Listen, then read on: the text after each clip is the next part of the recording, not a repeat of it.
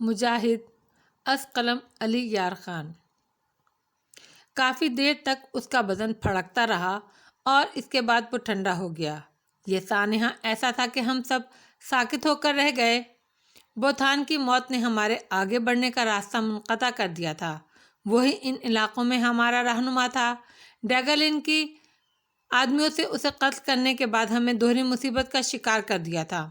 لیکن اسی وقت میں نے کرنل کیریانو کی شدید غصے کے عالم میں آگے بڑھتے ہوئے آواز سنی۔ وہ بوتھان کی موت سے سخت مشتعل ہو گیا تھا اور دلدل عبور کر کے اس کے دوسرے کنارے پر پہنچنا چاہتا تھا تاکہ بوتھان کو قتل کرنے والے تانڈوس کو تلاش کر کے ٹھکانے لگا دے۔ اس کی دیکھا دیکھی دوسرے لوگ بھی تیزی سے آگے بڑھنے لگے۔ مجبوراً ہمیں بھی ان لوگوں کے پیچھے پیچھے چلنا پڑا۔ ہمارے پاؤں دلدل میں دھنسنے لگے۔ قدم اتنے بوجھل ہو گئے کہ پاؤں اٹھانا دوبر محسوس ہونے لگا۔ میں نے فوراً ہی یہ محسوس کر لیا کہ کرنل کیریانو نے جس طرح جوش میں آ کر آگے بڑھ کر حماقت کا ثبوت دیا ہے، دوسری طرف مکمل خاموشی چھا گئی تھی۔ تانڈوز نے انتہائی ذہانت کا ثبوت دیتے ہوئے گولی چلا کر ایک طرف اپنے راستے سے تجربہ کار بوتھان کو ہٹا دیا تھا اور دوسری طرف ہمیں اشتعال دلایا تھا تاکہ ہم اپنی موت آپ مر جائیں۔ بوتھان زندہ ہوتا تو ہمیں ان دلدلی راستوں سے بآسانی گزار سکتا تھا۔ اب خیر اسی میں تھی کہ ہم واپس آ جائیں، لیکن کرنل کیریانو جوش غضب میں پاگل ہو رہا تھا۔ وہ آگے ہی بڑھتا چلا گیا۔ دلدل میں انتہائی خوفناک جھونکیں رینگ رہی تھیں جنہوں نے فوراً ہی ہمارے جسم کے کھلے حصوں پر قبضہ کر لیا اور جسم کے ساتھ چپک کر خون چوسنے لگیں۔ میں اور چرن سنگھ اس آفت سے بری طرح بوکھلا گئے۔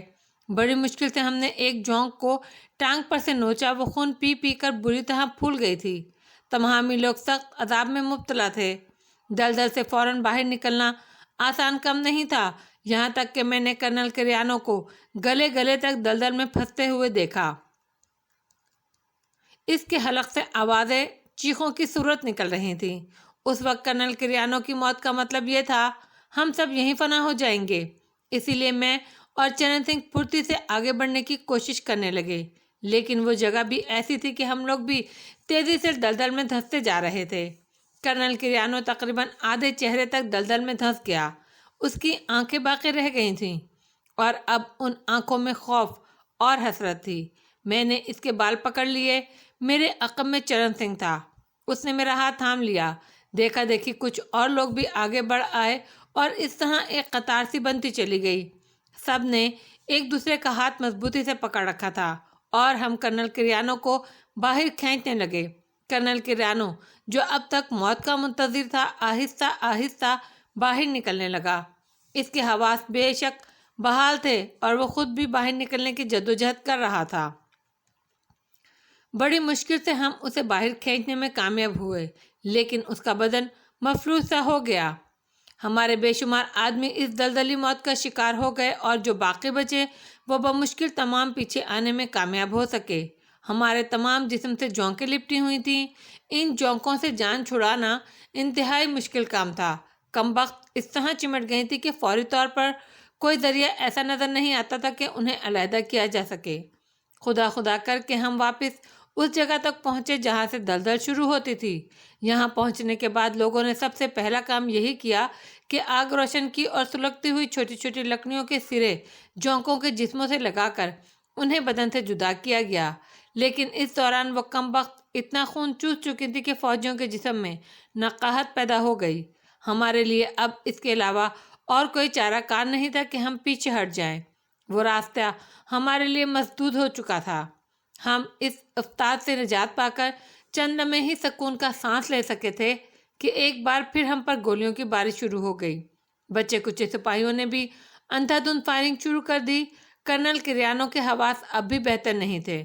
نئی زندگی پانے کی خوشی نے اسے نڈھال کر دیا تھا۔ ہمیں یہ احساس جلدی ہو گیا کہ ہم نے مزید کچھ وقت اور ادھر گزار لیا تو پھر ہماری زندگیوں کا بچنا محال ہوگا۔ ہم سب نے کرنل کیریانو کے حواس بحال کرنے کی کوشش کی۔ بیچارہ کرنل جلد ہی حواس میں آ گیا۔ چنانچہ اس نے ہمیں پیچھے ہٹنے کا فیصلہ کیا اور اس کے بعد ہم لوگ مسلسل پیچھے ہٹتے گئے۔ یہ شکست تسلیم کرنے کا معاملہ نہیں تھا، بلکہ کرنل کیریانو اپنے حواس مجتمع کر کے کوئی اور قدم اٹھانا چاہتا تھا۔ اس واقعے کے تقریباً 20 دن کے بعد کرنل کریانو نے ایک انتہائی خوفناک کارروائی کی۔ اس نے جنگل کو چاروں طرف سے آگ لگا دی۔ اس کے بعد یہ آگ پھیلتی چلی گئی، جنگل جلتا رہا۔ اس کے اعتراف میں فوج نے گھیرا ڈال دیا۔ ایک حیرت انگیز بات یہ تھی کہ تائوانڈوز نے جلتے ہوئے اس جنگل سے باہر نکلنے کی کوشش نہیں کی۔ اکثر ان کی چیخیں آگ کے شعلوں کے درمیان سنائی دیتی تھیں۔ ان کے نکلنے کے لیے کوئی راستہ نہیں چھوڑا گیا تھا۔ اگر کبھی آگ کے شعلوں میں جھلستے ہوئے کچھ بدن نظر آ جاتے تو ان پر گولیوں کی بارش شروع کر دی جاتی۔ کرنل کریانو اس سے زیادہ بھیانک انتقام ان گوریلوں سے نہیں لے سکتا تھا۔ جنگل نہ جانے کتنے عرصے تک جلتا رہا۔ کرنل کریانو نے فوج کو ہدایات دیں اور واپس اپنے ہیڈ کوارٹر آ گیا۔ میں اور چرن سنگھ بھی اس کے ساتھ تھے۔ اب ہمیں کرنل کریانو اور مقامی پولیس آفیسر گریتھرائن کی مکمل توجہ اور حمایت حاصل ہو گئی تھی، کیونکہ ہم نے اس کارروائی میں ان کا مکمل اور بھرپور ساتھ دیا تھا۔ اب کرنل اکثر ہمیں اپنے ساتھ رکھتا تھا۔ چرن سنگھ اور میں ایک خونی دور سے گزر چکے تھے۔ ہم پر بے پناہ گوریلوں کی موت کا اثر ابھی تک طاری تھا۔ وہ خونریز ہنگامے ہم نے اپنی آنکھوں سے دیکھے تھے، جن میں فوج کے جوان بھی بے تحاشا مارے گئے اور اس کے بعد جنگلوں میں گوریلوں کو بھی زندہ جلا دیا گیا۔ چرن سنگھ نے ایک رات مجھ سے کہا، بھائی جی اب کتنا اور عرصہ یہاں گزاریں گے؟ مجھے تو یہی لگتا ہے جیسے ہم واپس گراویز کے کسی جزیرے پر پہنچ گئے ہوں۔ میں غور کرتا رہا ہوں چرن سنگھ، اور اب یہاں سے واپسی کی ایک ترکیب میری سمجھ میں آئی ہے۔ وہ کیا بھائی جی؟ چرن سنگھ نے پوچھا اور میں چرن سنگھ کو بتانے لگا، پروگرام کے بارے میں تفصیل سے بتایا۔ چرن سنگھ نے پوری تفصیل سننے کے بعد مجھ سے اتفاق کیا۔ ہمیں اپنا یہ کام بڑی احتیاط سے انجام دینا تھا۔ چنانچہ ایک دوپہر ہم جیپ لے کر چل پڑے۔ آسمان شفاف تھا اور ہم جیپ ناہموار راستوں پر دوڑاتے پھر رہے تھے۔ پھر ایک ایسی جگہ منتخب کرنے کے بعد جہاں فوجی جوانوں کی آمد و رفت زیادہ رہتی تھی، ہم نے جیپ کو ایک بڑے پتھر پر چڑھا کر الٹا دیا اور خود بڑی احتیاط سے اس کے نیچے لیٹ گئے۔ ہم نے اپنے بدن اس طرح جیپ کے ایک حصے تلے دبائے تھے کہ یہ حادثہ قدرتی محسوس ہوتا، لیکن در حقیقت درمیان میں اتنا خلا موجود تھا کہ جیپ کا وزن ہمارے جسموں پر نہیں پڑ سکے۔ اس حادثے کی اطلاع ان لوگوں کو جانا زیادہ مشکل کام نہیں تھا۔ تقریباً 45 منٹ تک ہمیں اسی طرح پڑے رہنا پڑا۔ اس کے بعد الٹی ہوئی جیپ دیکھ لی گئی۔ فوراً ہی کرنل کریانو کو اس حادثے کی اطلاع دی گئی۔ اس دوران فوجی جوانوں نے زور لگا کر جیپ ہٹا دی تھی اور ہمیں بے ہوش رہنے کی اداکاری کرنا پڑی تھی، لہٰذا ہم بے ہوش رہے اور سب کی آوازیں سنتے رہے۔ کرنل کریانو اطلاع ملتے ہی وہاں پہنچ گیا اور موقع واردات کا جائزہ لینے لگا۔ صاف ظاہر ہو رہا تھا کہ جیپ پتھر پر چڑھ کر الٹ گئی ہے۔ کسی کو ہمارے اوپر شبہ نہیں ہو سکا۔ کرنل کریانو نے فوراً ہی گیتھرائن کو طلب کر لیا اور گیتھرائن، جو ہمارا گہرا دوست بن گیا تھا، وہاں پہنچ گیا۔ ہمیں بے ہوشی کی حالت میں ابتدائی طبی امداد دی گئی۔ ہم ان لوگوں کی گفتگو بھی سن رہے تھے۔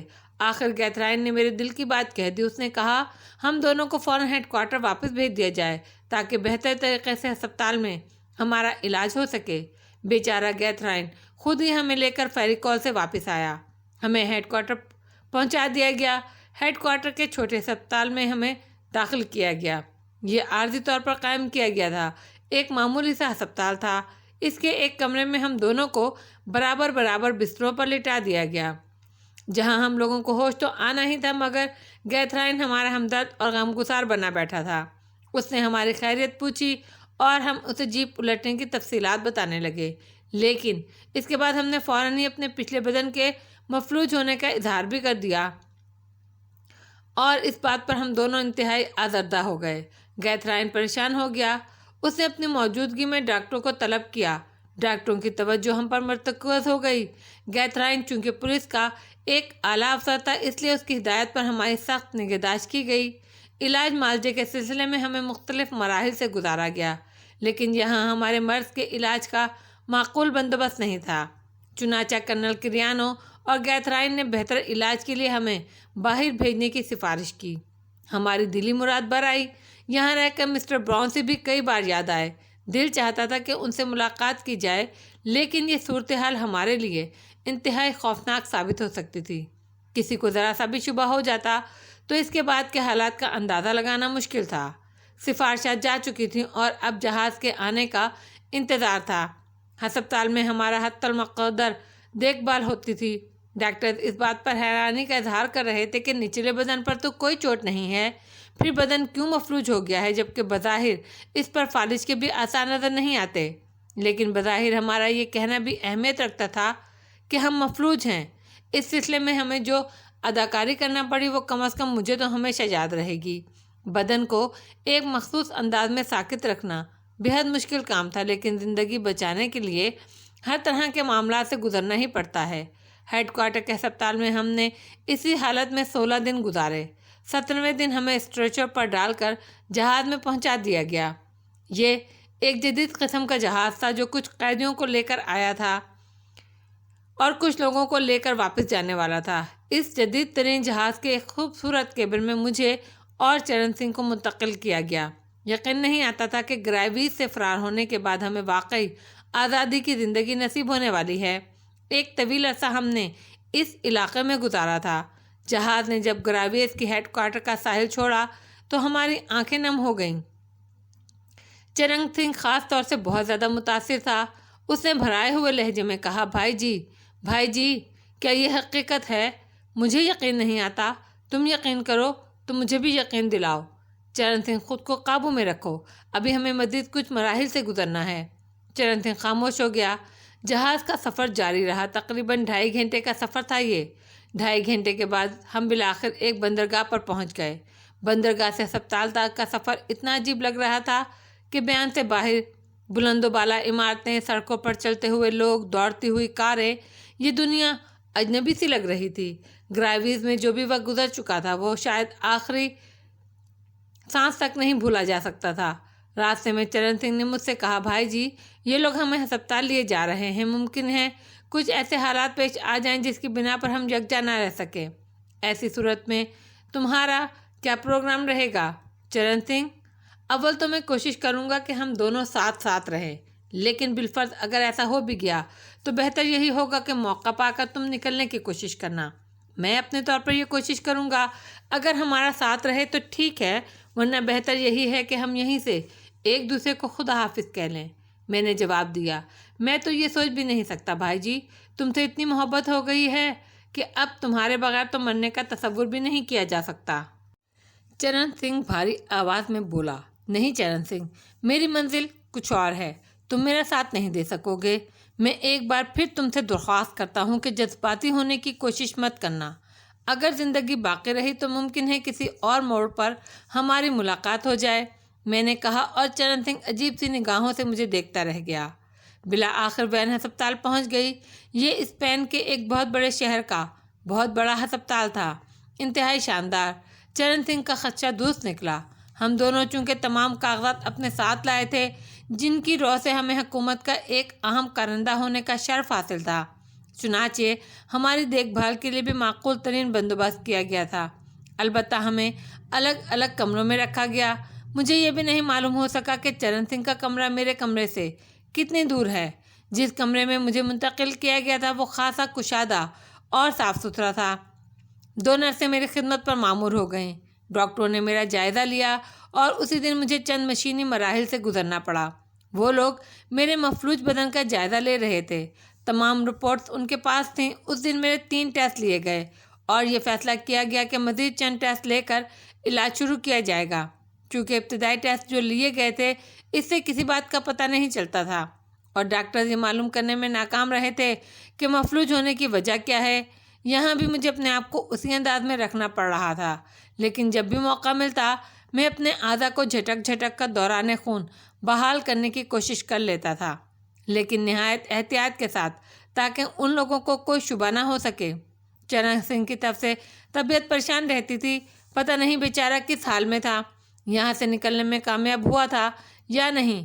ویسے ایک احساس اور بھی تھا، اگر چرن سنگھ مجھ سے پہلے نکلنے میں کامیاب ہو گیا یا مجھے اس سے پہلے نکل جانے کا موقع مل گیا تو کہیں دوسرا نہ پھنس جائے، یعنی اگر چرن سنگھ فرار ہو جائے تو میری شخصیت مشکوک ہو سکتی تھی اور میرا فرار ہونا چرن سنگھ کو مشکوک بنا سکتا تھا۔ لیکن ایک خیال اور بھی تھا میرے ذہن میں، فوری طور پر تو ڈاکٹرز یہ فیصلہ نہیں کر پائیں گے کہ مریض خود اٹھ کر باہر کیسے نکل گیا۔ غالباً مجھے اس ہسپتال میں منتقل ہوئے یہ چوتھا دن تھا، اور اب میں نے یہ فیصلہ کر لیا تھا کہ تمام خدشات کو بالائے طاق رکھ کر یہاں سے نکل جاؤں گا۔ حالانکہ یہ بھی ایک مشکل مرحلہ تھا، فرار کے بعد ایک بار پھر مجھے چھپنا پڑے گا، لیکن اس کے علاوہ میں اور کچھ نہیں کر سکتا تھا۔ جیسا بھی تھا، یہ موقع غنیمت تھا۔ میں انہی خیالات میں غلطہ تھا کہ شام کو 4 بجے کچھ افراد میرے پاس آئے۔ میں نے یہی سوچا کہ وہ ڈاکٹر ہوں گے، لیکن جب آنے والوں میں سے ایک کے چہرے پر میری نگاہ پڑی تو میرے پورے بدن میں چونٹیاں سی رینگنے لگیں۔ میری آنکھوں میں چند لمحے کے لیے وحشت ابھر آئی۔ ایک مکروہ اور خوفناک شکل میرے سامنے موجود تھی، اور میں اس شخص کو پہچاننے میں غلطی نہیں کر سکتا تھا۔ یہ اولیو ہاورڈ تھا۔ ہاں، یہ اولیو ہاورڈ ہی تھا، میرا بدترین دشمن، جس نے میری زندگی کا بہترین حصہ گریوس کے جزائر میں ضائع کر دیا تھا، جس کی اس وقت آمد نے میری تمام امیدوں پر پانی پھیر دیا تھا۔ چند لمحوں تک میں شدید سنسنی کا شکار رہا۔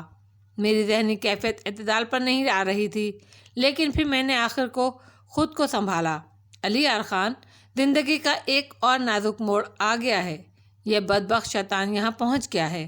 بڑی ہمت، بڑی جرأت سے کام لینا ہوگا، ورنہ صورتحال بگڑ جائے گی۔ اور پھر میں نے ایک فیصلہ کر لیا کہ جس حد تک بھی ممکن ہو میں خود کو اولیو ہاورڈ سے لاتعلق رکھوں، چہرے پر ایسے آثار نہ پیدا ہونے دوں کہ میں اسے پہچان گیا ہوں۔ اولیو ہاورڈ مسکراتا ہوا میرے نزدیک پہنچ گیا۔ اس نے انتہائی نرم لہجے میں کہا، ہیلو، کیسے مزاج ہیں تمہارے؟ ٹھیک ہوں، میں نے کھوئے کھوئے سے لہجے میں کہا۔ مجھے پہچانتے ہو؟ اولیو ہاورڈ شفیق سے لہجے میں بولا۔ بالکل یہی معلوم ہو رہا تھا جیسے وہ میرا کوئی پرانا دوست ہو اور میرے لیے دل میں بڑی ہمدردی کے جذبات رکھتا ہو۔ تم میرا مطلب ہے تم ڈاکٹر ہو؟ میں نے بڑی سادگی سے سوال کیا۔ نہیں، میں تمہارا دیرینہ دوست ہوں، اولیو ہاورڈ۔ ہاورڈ نے میری کلائی پر ہاتھ رکھتے ہوئے کہا۔ اس کا بھدا اور کھردرا ہاتھ میری کلائی سے ٹکرایا تو مجھے یوں محسوس ہوا جیسے میرے سارے بدن میں انگارے بھر گئے ہوں۔ افسوس، میں نے یہ نام اس سے پہلے کبھی نہیں سنا۔ ڈاکٹر، میرا دوست مجھے پہچان نہیں سکا، جبکہ اس کی شکل دن رات میری آنکھوں میں گھومتی رہتی تھی۔ مجھے افسوس ہے اپنے دوست کی اس حالت پر، اور ڈاکٹر، میں اسے اپنے ساتھ لے جانا چاہتا ہوں۔ مسٹر ہاورڈ، ہم آپ کے سامنے انکار نہیں کر سکتے۔ آپ جس حیثیت کے مالک ہیں، اس کے تحت بھلا کس سلسلے میں آپ سے انکار کیا جا سکے، لیکن انہیں یہاں سے روانہ کرنے کے لیے ہمیں کچھ ضروری کارروائیاں کرنی ہوں گی، تو آپ کر لیجئے، میں یہاں موجود ہوں، اولیو ہاورڈ نے کہا، اور ان میں سے ایک ڈاکٹر واپس چلا گیا۔ میرے بدن کا لہو خشک ہوا جا رہا تھا۔ اولیو ہاورڈ اس وقت مجھ پر قابو پا چکا تھا جب میں آزادی کے قریب تھا۔ دل چاہ رہا تھا اٹھوں، اس پر حملہ کروں اور اسے اسی جگہ فنا کر کے رکھ دوں، لیکن خود کو سنبھالنا تھا۔ میں دیار غیر میں تھا، دشمنوں کے نرغے میں تھا، تنہا تھا۔ اس وقت میری ہر کوشش خطرناک ہو سکتی تھی۔ مجھے یہ بھی خدشہ تھا کہ کہیں میرے ساتھ ساتھی چرن سنگھ کی شامت بھی نہ آ جائے، لیکن میں کچھ بھی نہیں کر سکتا تھا۔ ڈاکٹر تھوڑی دیر کے بعد میڈیکل آفیسر کے ساتھ واپس آیا۔ میڈیکل آفیسر نے اولیو ہاورڈ سے کچھ معذرتی الفاظ کہے، جن میں اس نے کہا، دراصل میرے کچھ ٹیسٹ اور بھی کرنے ہیں اور اس کے بعد علاج شروع کیا جانا ہے، لیکن اولیو ہاورڈ نے ان کی ایک نہیں چلنے دی۔ میں اس سلسلے میں آپ کو وزارت داخلہ سے براہ راست احکامات دلوا سکتا ہوں۔ بہتر یہی ہے کہ اسے میرے ساتھ جانے کی اجازت دے دیں۔ اس کے بعد میں مکمل ذمہ داری قبول کرتا ہوں۔ تمام تر علاج میں اپنی ذمہ داری پر کرواؤں گا۔ میں آپ کے بارے میں بتا دوں مسٹر ہاورڈ، ہمیں آپ کے بارے میں بتا دیا گیا ہے۔ ہم آپ سے تعاون کرنے میں دریغ نہیں کرتے، لیکن یہ صرف ایک ڈاکٹر کے طور پر میں آپ سے درخواست کر رہا تھا۔ ٹھیک ہے ڈاکٹر، آپ کا بہت بہت شکریہ۔ میں اپنے دوست کو اپنے ساتھ رکھوں گا۔ نہیں، میں اس کے ساتھ نہیں جانا چاہتا، میں نے ہذیانی انداز میں چیخ کر کہا۔ فکر نہیں کرو ڈیئر، فکر نہیں کرو، سب ٹھیک ہو جائے گا، ہاورڈ نے کہا، اور پھر اس نے باہر کی سمت رخ کر کے کسی کو آواز دی، تم لوگ اندر آ جاؤ۔ میں جانتا تھا وہ تنہا نہیں آیا ہوگا۔ اسی وقت 6 افراد اندر داخل ہوئے، سب کے سب مسلح تھے، یقیناً مقامی سیکیورٹی سے تعلق رکھتے تھے۔ ان کے آنے کے بعد ڈاکٹروں کے لیے کچھ بھی کہنے کی گنجائش باقی نہیں تھی، چنانچہ مجھے اپنی جگہ سے اٹھا کر اسٹریچر پر ڈالا گیا۔ میں جانتا تھا کہ اس وقت کوئی فوری جدوجہد کام نہیں آ سکے گی، اسی لیے میں نے اپنے آپ کو حالات کے سہارے پر چھوڑ دیا تھا۔ اسٹریچر ایک بند گاڑی میں رکھ دیا گیا۔ اولیو ہاورڈ میرے ساتھ ہی بیٹھ گیا۔ اس کے ہونٹوں پر فتح مندانہ کی مسکراہٹ تھی اور میرا کلیجہ خون ہوا جا رہا تھا۔ بند گاڑی چل پڑی۔ میں جانتا تھا وہ شدید ترین حفاظت میں ہوگی۔ اولیو ہاورڈ میری طرف سے کبھی غافل نہیں رہ سکتا تھا۔ وہ جب بھی مجھ پر نگاہ ڈالتا اس کی آنکھوں میں ایسی شفقت، ایسی ہمدردی رچی ہوتی کہ مجھے اپنے آپ پر جنون آنے لگتا۔ کم وقت کے اس انداز میں جو بے پناہ طنز تھا اسے میں اچھی طرح محسوس کر رہا تھا۔ مجھے زندگی سے کوئی خاص لگاؤ نہیں تھا، بس یہ چاہتا تھا کہ جب تک زندہ رہوں فلسطینی مفادات کے لیے کام کرتا رہوں اور اسی کوشش میں جان جائے۔ اس سے قطعاً دریغ نہیں کروں گا، لیکن اس طرح اس موذی دشمن کے ہاتھوں فنا ہونا مجھے پسند نہیں تھا۔ اولیو ہاورڈ کی پوزیشن یہاں خاصی مضبوط تھی۔ اس کا اندازہ ہسپتال ہی میں ہو گیا تھا۔ چنانچہ یہ تصور بھی احمقانہ ہوتا کہ میں قانونی ذرائع حاصل کرنے کی کوشش کرتا۔ اس کے علاوہ اسپین میں فلسطینی تنظیم کا کوئی ہیڈ کوارٹر میرے علم میں نہیں تھا، یعنی ان سے رابطہ بھی ممکن نہیں تھا۔ جو کچھ کرنا تھا خود کرنا تھا۔ وین کے سفر کے دوران میں نے فیصلہ کیا کہ اولیو ہاورڈ کے سامنے بھی مجھے مفلوج ہی رہنا چاہیے، تاکہ کم از کم وہ میرے فرار ہونے کے امکانات پر غور نہ کر سکے اور مجھے بے بس سمجھ کر ایسے اقدامات سے باز رہے جو میرے لیے اس کے چنگل سے نکلنے کی راہ میں رکاوٹ بن جائیں۔ وین کا سفر مختلف سمتوں میں جاری رہا، پھر وہ رک گئی۔ غالباً وہ جگہ آ گئی جہاں اولیو ہاورڈ مجھے رکھنا چاہتا تھا۔ اس نے مسکرا کر میری طرف دیکھا اور بولا، ہاں تو مسٹر علی یار خان، کیا تم اپنے پیروں سے چلنا پسند کرو گے؟ دراصل تمہارے بارے میں میری معلومات اس قدر زیادہ ہیں کہ شاید اپنے کسی بہت قریبی رشتہ دار یا دوست کے بارے میں بھی نہیں ہوں گی۔ میں نے خشک ہونٹوں پر زبان پھیرتے ہوئے ہاورڈ کی سمت دیکھا۔ اپنی آنکھوں میں نے ایسی شدید بے بسی کے آثار پیدا کر لیے تھے کہ یقیناً ہاورڈ ان سے متاثر ہو گیا ہوگا۔ یہاں مجھے اپنی بے پناہ صلاحیتوں سے کام لینا تھا۔ گرے وائلز کی زندگی اور وہاں سے فرار کی کوششیں ذرا مختلف تھیں۔ وہاں زیادہ تر جسمانی طاقت سے کام لینا پڑ رہا تھا، لیکن اولیو ہاورڈ کے سامنے ذہن اور جسم دونوں کا استعمال لازمی تھا۔ چنانچہ میں نے زبان سے کچھ بھی نہیں کہا۔ اولیو ہاورڈ ایک لمحے کے لیے سوچ میں ڈوب گیا، پھر آہستہ سے بولا، بہرحال میں تم سے مکمل تعاون کروں گا۔ اس نے اپنے آدمیوں کو بلایا اور وہ لوگ میرا اسٹریچر لے کر چل پڑے۔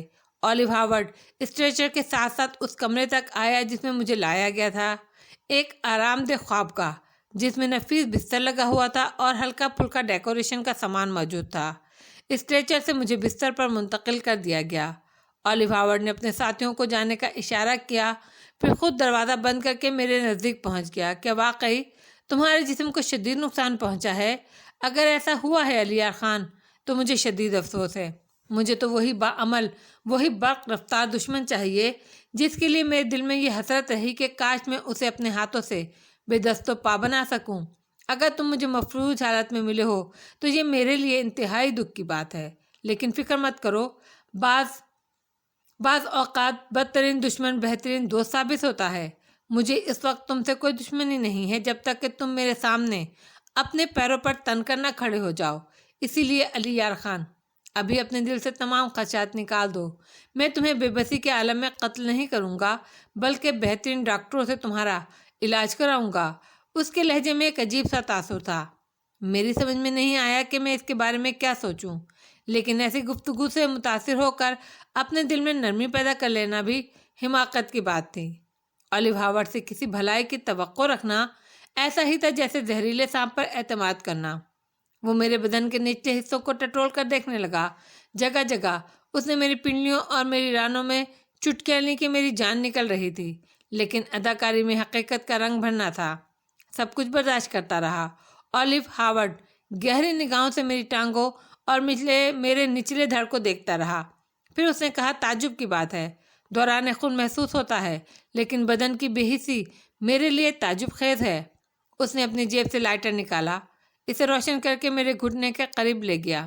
میں نے آنکھیں بھی نہیں بند کی تھیں، البتہ دل میں نے سوچا تھا کہ ٹھیک ہے اولیو ہاورڈ، تمہاری درندگی اور چالاکی کو اس وقت ناکام نہ بناؤں تو میں بھی پاکستان کا بیٹا نہیں۔ لائٹر نے میرے گھٹنے کی کھال جلا دی، لیکن کیا مجال جو میرے پاؤں میں کسمساہٹ بھی پیدا ہوئی ہو۔ جلن شدید ہو گئی تھی، لیکن میں آنکھیں کھولے اسے دیکھ رہا تھا۔ اس دوران اولیو ہاورڈ کی نگاہیں میرے چہرے پر جمی تھی، پھر اس نے لائٹر بند کر کے پیچھے ہٹا لیا۔ بہرحال میرے دوست، آرام کرو، میں تمہارے لیے ڈاکٹرز کا بندوبست کرتا ہوں۔ وہ کمرے سے باہر نکل گیا۔ میری آنکھوں میں نمی پیدا ہوتی چلی گئی۔ تکلیف شدید تھی۔ پورا جسم قوت برداشت کے اس مظاہرے کے بعد مائل با فریاد تھا۔ آلیو ہاورڈ نے دروازہ باہر سے بند کر دیا تھا۔ میرے چاروں طرف سناٹا طاری تھا۔ ذہن میں شدید سنسناہٹ ہو رہی تھی۔ یوں لگتا تھا جیسے دور سے طوفان باد بہاراں کا شور آہستہ آہستہ ابھر رہا ہو، اور یہ آواز میرے وجود میں شدید ہیجان پیدا کر رہی تھی۔ اپنے آپ کو اس ہیجان سے بچانے کے لیے میں نے اپنی سوچ کا رخ بدلا، اور تھوڑی دیر کے بعد آوازیں معدوم ہو گئیں۔ آلیو ہاورڈ جس طرح مجھ تک پہنچ گیا تھا، اس سے اس کی دسترس کا اندازہ لگایا جا سکتا تھا۔ پتہ نہیں کس طرح اسے میری یہاں آمد کی خبر ہو گئی۔ ذہن اس سلسلے میں کوئی صحیح فیصلہ نہیں کر پا رہا تھا۔ زیادہ دماغ کھپانے کی ضرورت بھی نہیں تھی۔ میں تو اب یہ سوچ رہا تھا کہ آلیو ہاورڈ کے اور میرے تنازعات اب کیا رخ اختیار کریں گے۔ وہ جس جگہ مجھے لے آیا تھا وہ انتہائی غیر محفوظ بھی نہیں ہوگی کہ مجھے یہاں سے بآسانی نکلنے میں کامیابی حاصل ہو جائے۔ میں جانتا تھا وہ میرے قتل کے ڈرنے پہ نہیں ہے، کیونکہ وہ مجھے یہودی رہنماؤں کے سپرد کرنے کا عہد کر چکا تھا۔ ممکن ہے اب وہ مجھے یہاں سے تل ابیب پہنچانے کے انتظامات شروع کر دے۔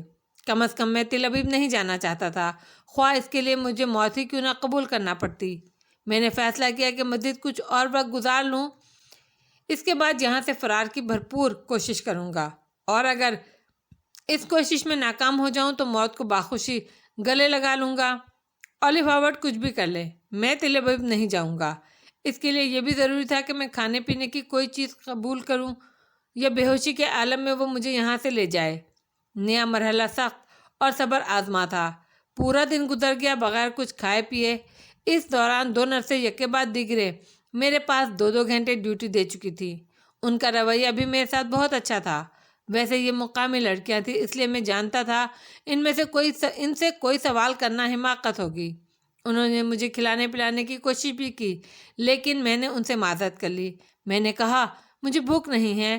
شام کو تقریباً 5:30 بجے آلیو ہاورڈ ڈاکٹرز کے ساتھ میرے پاس آیا۔ ان کی تعداد 4 تھی، اور ان میں 2 امریکن معلوم ہوتے تھے۔ ڈاکٹر مجھے دیکھتے رہے۔ انہوں نے مخصوص طریقوں سے میرے بدن کے اس حصے کو ٹھوک بجا کر دیکھا۔ ایک ڈاکٹر نے میرے پاؤں کی نس میں سوئی چبھو کر تھوڑا سا خون بھی حاصل کیا۔ اس کے بعد وہ آلیو ہاورڈ سے گفتگو کرنے لگے۔ یہ گفتگو میرے سمجھ میں تو نہیں آ سکی کیونکہ سرگوشیانہ انداز میں ہو رہی تھی، لیکن آلیو ہاورڈ کے ہونٹوں کی مسکراہٹ دیکھ کر میں اندازہ لگا چکا تھا کہ ڈاکٹروں نے میرے لیے کیا کہا ہے۔ لیکن اب خواہ کچھ بھی ہو، میں خاموشی سے ان کی یہ حرکات دیکھتا رہا۔ پھر آلیو ہاورڈ خاموشی سے ڈاکٹروں کے ساتھ باہر نکل گیا۔ وقت اسی طرح گزرتا رہا۔ رات کو پھر مجھے کھانے کی پیشکش کی گئی، لیکن میں نے اسے قبول کرنے سے انکار کر دیا۔ اس سلسلے میں کسی نے مجھ سے کوئی تعارض نہیں کیا۔ تقریباً 11:15 یا 12 کا وقت ہوگا۔ دفتر مجھے کچھ تپی سی محسوس ہوئی۔ میں نے متحیرانہ انداز میں گردن گھما کر دیکھا تو عقبی کھڑکی کا بڑا پردہ دھڑا دھڑ جل رہا تھا۔ اس کے نزدیک کی دیوار پر دوسرا پردہ بھی جل رہا تھا، اور لکڑی کا ایسا آرائشی سامان جو دیواروں پر نصب تھا آگ پکڑتا جا رہا تھا۔ یہ آگ کیسے لگی؟ میں نے ایک لمحے کے لیے سوچا۔ اس وقت آس پاس کوئی موجود نہیں تھا، چنانچہ آگ آسانی سے نہیں بجھائی جا سکتی تھی۔ آگ کے شعلے بھڑک رہے تھے اور پورے کمرے میں دھواں بھرنے لگا۔ میں نے پریشانی کے انداز میں ایک لمحے کے لیے سوچا، لیکن دوسرے ہی لمحے میں نے ذہن کو پرسکون کر لیا۔ اصل صورتحال میری سمجھ میں آنے لگی۔ یہ آگ یقیناً آلیو ہاورڈ نے لگوائی تھی۔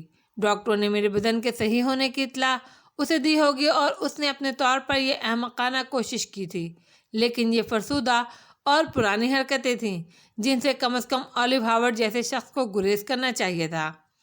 میں نے آلیو ہاورڈ کی اس گھٹیا چال کو ناکام بنانے کے لیے دل میں کچھ فیصلے کیے، اور پھر میں نے بے تحاشا چیخنا شروع کر دیا۔ آگ کی لپٹیں اب میرے بستر پر پہنچ رہی تھیں، یہاں تک کہ میرے اوپر کی چادر نے بھی آگ پکڑ لی۔ میں نے اپنے آپ کو تیزی سے جنبش دینا شروع کر دی، لیکن اس طرح کہ صرف اوپری جسم حرکت کر رہا تھا۔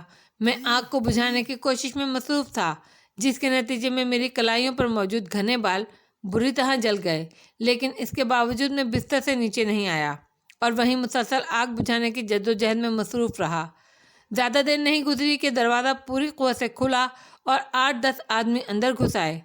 انہوں نے بڑی پھرتی سے آگ بجھانے کی کوشش شروع کر دی۔ انہیں دیکھ کر میرے ہونٹوں پر ایک لمحے کے لیے مسکراہٹ آئی۔ اولیو ہاورڈ کتنا ہی چلاک سہی، حماقت ہر شخص سے ہو جاتی ہے۔ یہ لوگ آگ بجھانے والی گیس سلنڈر لے کر آئے تھے، گویا یہ سب اس کے لیے پہلے سے تیار تھے۔ ذرا ہی دیر میں ان سب نے مل کر آگ بجھا دی اور مجھے وہاں سے اٹھا لیا گیا۔ پھر ایک اسٹریچر پر ڈال کر مجھے باہر کے برآمدے میں لایا گیا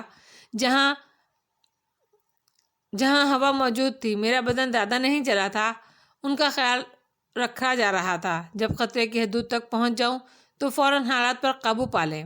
ایک دوا میرے ہاتھوں پر جلے ہوئے حصوں پر سپرے کر دی گئی جس نے ایک لمحے میں میرے بدن کی جلن ختم کر دی۔ گھٹنے پر جو لائٹر کا نشان لگا تھا وہ البتہ ابھی تک تکلیف دے رہا تھا، لیکن میں نے اس طرف سے ذہن کو بالکل ہی ہٹا لیا۔ پتہ نہیں اس قسم کی کتنی اذیتیں ابھی مزید برداشت کرنا پڑیں گی۔ میرے بدن پر اسپرے کرنے کے بعد مجھے اسی اسٹریچر پر ایک اور ہال نما کمرے میں پہنچا دیا گیا جو پہلے کمرے سے کہیں زیادہ کشادہ اور آرام دہ تھا۔ ایک بستر میرے لیے غالباً خصوصی طور پر وہاں لگایا گیا تھا، چنانچہ مجھے اس پر منتقل کر دیا گیا۔ ابھی میں ہال کا جائزہ لے رہا تھا، زیادہ دیر نہیں گزری کہ ہاورڈ ایک خوبصورت سوٹ میں ملبوس اندر داخل ہوا۔ اس نے ہونٹوں پر وہی مکروہ مسکراہٹ رکھی ہوئی تھی۔ مسٹر علی یار خان، ڈاکٹروں کی متفقہ رائے یہ ہے کہ تمہارے جسمانی نظام میں ذرہ برابر کوئی خرابی پیدا نہیں ہوئی ہے، لیکن تم نے جس قوت برداشت کا مظاہرہ کیا ہے وہ قابل تحسین ہے، اور اس نے مجھے اس بات پر مجبور کر دیا ہے کہ میں تمہارے مفلوج بدن کو بھول جاؤں، یعنی اگر وہ مفلوج ہے بھی تو مجھے اس سے کوئی سروکار نہیں۔ کیا مطلب؟ میں کچھ سمجھا نہیں۔ میں نے جواب دیا، تم میری باتوں کا ایک ایک لفظ سمجھ رہے ہو۔ مجھ سے اس اجنبیت کا اظہار مت کرو علی یار خان، ہم لوگ ذہنی طور پر اتنے کچے نہیں ہیں کہ ایک دوسرے کی باتیں نہ سمجھ سکیں۔ میں تمہیں آج سے نہیں جانتا، میں نے بارہا اس بات کو تسلیم کیا ہے کہ تم بلا شبہ ذہنی طور پر اور خاص طور سے بہت زیادہ قوی اور تمہارا ہر عمل قابل دید ہے۔ میں امریکہ میں اور خاص طور سے سان فرانسسکو میں تمہارے ان دوستوں کو تلاش کرتا رہا ہوں جنہوں نے امریکہ سے نکلنے میں تمہاری مدد کی تھی۔ سارا پلان میری سمجھ میں آ چکا ہے کہ کس طرح تم امریکہ سے باہر نکلے، لیکن مجھے صرف ایک بات کا افسوس ہے کہ میں تمہارے دوستوں تک نہیں پہنچ سکا۔ مجھے ان کے بارے میں کسی صحیح بات کا علم نہیں ہو سکا۔ میں جانتا ہوں اس بات سے تمہیں بے پناہ خوشی ہوگی، لیکن میں تنگ دل انسان نہیں ہوں۔ اگر کسی مسئلے میں ناکام رہا ہوں تو اس کا اعتراف بھی کر رہا ہوں۔ البتہ تمہاری طرف سے میری ایک آنکھ کبھی بند نہیں ہوئی۔ تمہیں گرہ وائز بھجوانے کے لیے میں نے جس ابتدائی جگہ سے اس کام کا آغاز کیا تھا وہیں سے تمہاری کوششوں پر نگاہ رکھتا رہا ہوں۔ مجھے علم ہے کتنے لوگ تمہارے معاون رہے، کس طرح تم نے انہیں ہینڈل کیا، یہاں تک کہ تم گرے وائز سے فرار ہونے میں کامیاب ہو گئے۔ تمہارا فرار بلا شبہ گرے وائز کی تاریخ کا سب سے شاندار کارنامہ تھا۔ میں اس بات کا اعتراف کے بغیر نہیں رہ سکتا کہ وہاں تم مجھے دھوکہ دینے میں کامیاب ہو گئے تھے۔ جس طریقہ کار کو تم نے فرار کے لیے اپنایا مجھے اس کی توقع نہیں تھی۔ انسانی سینے میں دھڑکنے والا دل قوت کا سرچشمہ سمجھا جاتا ہے، لیکن آج تک کسی دل کے بارے میں حتمی طور پر بات نہیں کی جا سکتی۔ اس میں خوف کا احساس نہ ہو۔ دلیری اور بہادری کی بے انتہا مثالیں ہمیں تاریخ میں بھی ملتی ہیں، اور ایسے کارنامے ہمارے علم میں آتے رہے ہیں کہ ان پر یقین نہ کیا جا سکے۔ میں سمجھتا ہوں کہ تمہاری یہ کوشش بھی ایسے ہی جعلی انسانوں کے کارناموں میں سے ایک ہے۔ تم جس طرح وہاں سے فرار ہوئے، جس طرح یہاں تک پہنچے، مجھے ایک ایک کارنامہ قرار دینے میں کوئی عار نہیں کہ میں اس کی تفصیل سے لا علم ہوں۔ البتہ یہ بات میرے ذہن میں ضرور تھی کہ اگر تم نے فرار ہونے کی کوشش کی تو کسی ایسی جگہ نہیں پہنچ سکتے جو اسپین میں نہ ہو۔ تم ان علاقوں میں کہیں بھی جا نکلتے، بالآخر تمہیں اس شہر میں آنا ہوتا۔ چنانچہ میں نے یہاں تمہارا انتظار کیا، ایک طویل ترین انتظار، اور بالآخر میں اس میں کامیاب رہا۔ میں نے تمہیں پا لیا۔ تم جس طرح بھی یہاں پہنچے ہو، مجھے اس کہانی سے دلچسپی ضرور ہے، لیکن کبھی تفصیلات سے یہ کہانی سنوں گا۔ فوری طور پہ میں تمہیں یہ بتا دوں کہ اب میرا کیا کرنے کا ارادہ ہے۔ کیا تم اس سلسلے میں مجھ سے گفتگو کرنا پسند کرو گے علی یار خان؟ ایک بار پھر میں تمہیں دعوت دیتا ہوں کہ گفتگو عظیم انسانوں کی مانند کی جائے۔ تم جانتے ہو میں بھی ذہنی طور پر کمتر نہیں ہوں، اور میں اس بات کا اعتراف کر چکا ہوں کہ میں تمہیں بھی اپنا ہم پلہ سمجھتا ہوں، بچکانہ گفتگو ہمیں زیب نہیں دیتی۔ میں خاموشی سے اولیو ہاورڈ کی شکل دیکھتا رہا۔ اس کی باتیں ایک ٹھوس حیثیت رکھتی تھیں اور مجھے اب اس سلسلے میں حماقت نہیں کرنی چاہیے تھی۔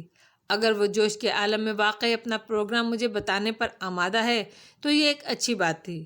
چنانچہ میں نے گردن ہلاتے ہوئے کہا، مسٹر اولیو ہاورڈ، آپ نے ایک مذموم کوشش کی ہے۔ اگر آپ میرے بارے میں تفصیلات معلوم کر لیتے تو آپ کو کوئی شک نہ رہتا کہ میں اپنی جسمانی صلاحیتوں سے محروم ہو چکا ہوں۔ میں آپ کو دعوت دیتا ہوں کہ آپ اس سلسلے میں مکمل طور پر تحقیق کر لیجئے، اور جیسا کہ آپ نے کہا ہے، اگر میں مفلوج ہو چکا ہوں تو آپ میرا علاج کرانے کے لیے مجھے اپنے مد مقابل بنا کر لطف محسوس کریں گے۔ سو میری بھی یہی خواہش ہے کہ میرے اور آپ کے درمیان ذہنی اور جسمانی جنگ ہو، لیکن اس بے بسی کے عالم میں نہیں۔ اگر آپ کا ذہن اسے قبول نہیں کرتا تو پھر میرے خیال میں ہمارے درمیان ہونے والی یہ گفتگو بے معنی ہے۔ نہیں نہیں نہیں مسٹر علی یار خان، میں واقعی سنجیدگی سے کہہ رہا ہوں کہ میں تمہیں اس طرح نہیں ماروں گا۔ مجھے اس کا حق بھی نہیں ہے، چونکہ تمہارے سلسلے میں تو میں نے بہت بلند و بانگ دعوے کیے ہیں، بلکہ یوں سمجھ لو میں نے اپنی ساری شخصیت داؤ پر لگا دی ہے۔ تو پھر آپ کیا چاہتے ہیں مسٹر ہاورڈ؟ میں یہ معلوم کرنا چاہتا ہوں کہ ہم وقت ضائع کریں یا تم اس بات کو تسلیم کر لو گے کہ تم جسمانی طور پر مفلوج نہیں ہو۔ مجھے اس بات کا علم نہیں تھا مسٹر ہاورڈ کہ آپ سے میری ملاقات اس طرح ہو جائے گی، چنانچہ کم از کم آپ کے لیے میں نے یہ ڈھونگ نہیں رچایا۔ اولیو ہاورڈ میرے الفاظ کی گہرائی پر غور کر رہا تھا، پھر اس نے شانیں ہلاتے ہوئے کہا، تو پھر آپ کو اطمینان رکھنا چاہیے کہ آپ کے ساتھ کوئی زیادتی نہیں کی جائے گی، کم از کم اس وقت تک جب تک کہ آپ تندرست نہ ہو جائیں۔ چنانچہ اطمینان سے کھائیں پئیں۔ میں نے یہ بھی سنا ہے کہ آپ نے کھانے پینے کی چیزیں قبول نہیں کی۔ اس طرز عمل سے صرف ایک بات سمجھ میں آتی ہے کہ آپ کو اس بات کا شبہ ہوگا کہ کھانے میں کوئی خواب آور چیز دے دی جائے گی۔ میں خاموشی سے ہاورڈ کی شکل دیکھتا رہا، پھر ہاورڈ شانیں ہلا کر اٹھتا ہوا بولا، بس اس سے زیادہ میں آپ سے اور کوئی گفتگو نہیں کرنا چاہتا، نہ ہی آپ کو اطمینان دلانے کے لیے میرے پاس مزید الفاظ موجود ہیں۔ آخری بار البتہ میں آپ سے یہ کہہ رہا ہوں کہ خود کو تندرست رکھیے۔ زندگی میں یہ سارے معاملات تو چلتے ہی رہتے ہیں، ہم ایک بار پھر دو طاقتور حریفوں کی طرح آمنے سامنے آئیں گے۔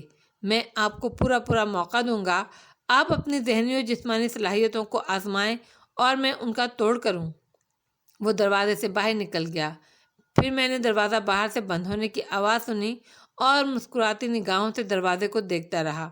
مجھے اب بھی شبہ تھا کہ جس نئی جگہ مجھے لایا گیا ہے، یہاں میری نقل و حرکت پر نگاہ رکھنے کے لیے یقیناً ایسے کیمرے ہوں گے جو میری حرکات و سکنات کا جائزہ لیتے ہوں گے، لیکن سمجھ میں نہیں آ رہا تھا کہ اب کیا کروں۔ زیادہ عرصے تک اپنے بدن کو اسی طرح ساکت نہیں رکھ سکتا تھا، برداشت کی بھی ایک حد ہوتی ہے، کچھ کرنا چاہیے، کچھ کر ڈالنا ہی چاہیے۔ اولیو ہاورڈ کے جانے کے بعد میں کافی دیر تک غور کرتا رہا۔ دوسری صبح جاگا تو نرس نے میرا چہرہ وغیرہ صاف کیا اور پھر ایک ٹرالی میں میرے لیے ناشتہ آ گیا۔ نرس کے ساتھ ہی اولیو ہاورڈ بھی آیا تھا۔ اس نے میرے بستر کے نزدیک کرسی گھسیٹ کر بیٹھتے ہوئے کہا، ناشتہ کیجیے مسٹر علی یار خان، البتہ کیا آپ میرے ایک سوال کا جواب دینا پسند کریں گے؟ میں نے سوالیہ انداز میں ہاورڈ کو دیکھا۔ اولیو ہاورڈ رات کی نسبت اس وقت سنجیدہ نظر آ رہا تھا، پھر اس نے سرد لہجے میں کہا، وہ شخص کون تھا جو آپ کے ساتھ مفلوج کیفیت میں یہاں تک پہنچا تھا اور اسی ہسپتال میں زیر علاج تھا؟ میں خاموشی سے اولیو ہاورڈ کی شکل دیکھتا رہا، تب وہ میرے جواب کا انتظار کیے بغیر بولا، مجھے آپ لوگوں کی پلاننگ کا کسی حد تک اندازہ ہو چکا ہے۔ میں جانتا ہوں آپ کیا چاہتے تھے۔ اگر وہ شخص مفلوج نہیں تھا تو آپ بھی مفلوج نہیں ہیں مسٹر علی یار خان، کیونکہ وہ ہسپتال کے اس کمرے سے بھاگ نکلا ہے اور بھاگتے ہوئے اس نے 2 ڈاکٹرز کو شدید زخمی کر دیا ہے۔ مجھے یقین ہے کہ وہ بھی گراویز سے بھاگا ہوا کوئی قیدی ہی تھا، لیکن وہ کون ہے یہ آپ کو بتانا ہوگا، یہ بہت ضروری ہے۔ اولیو ہاورڈ کے لہجے میں چٹانوں کی سی سختی تھی۔ میرے بدن میں ایک لمحے کے لیے مسرت کی لہر دوڑ گئی۔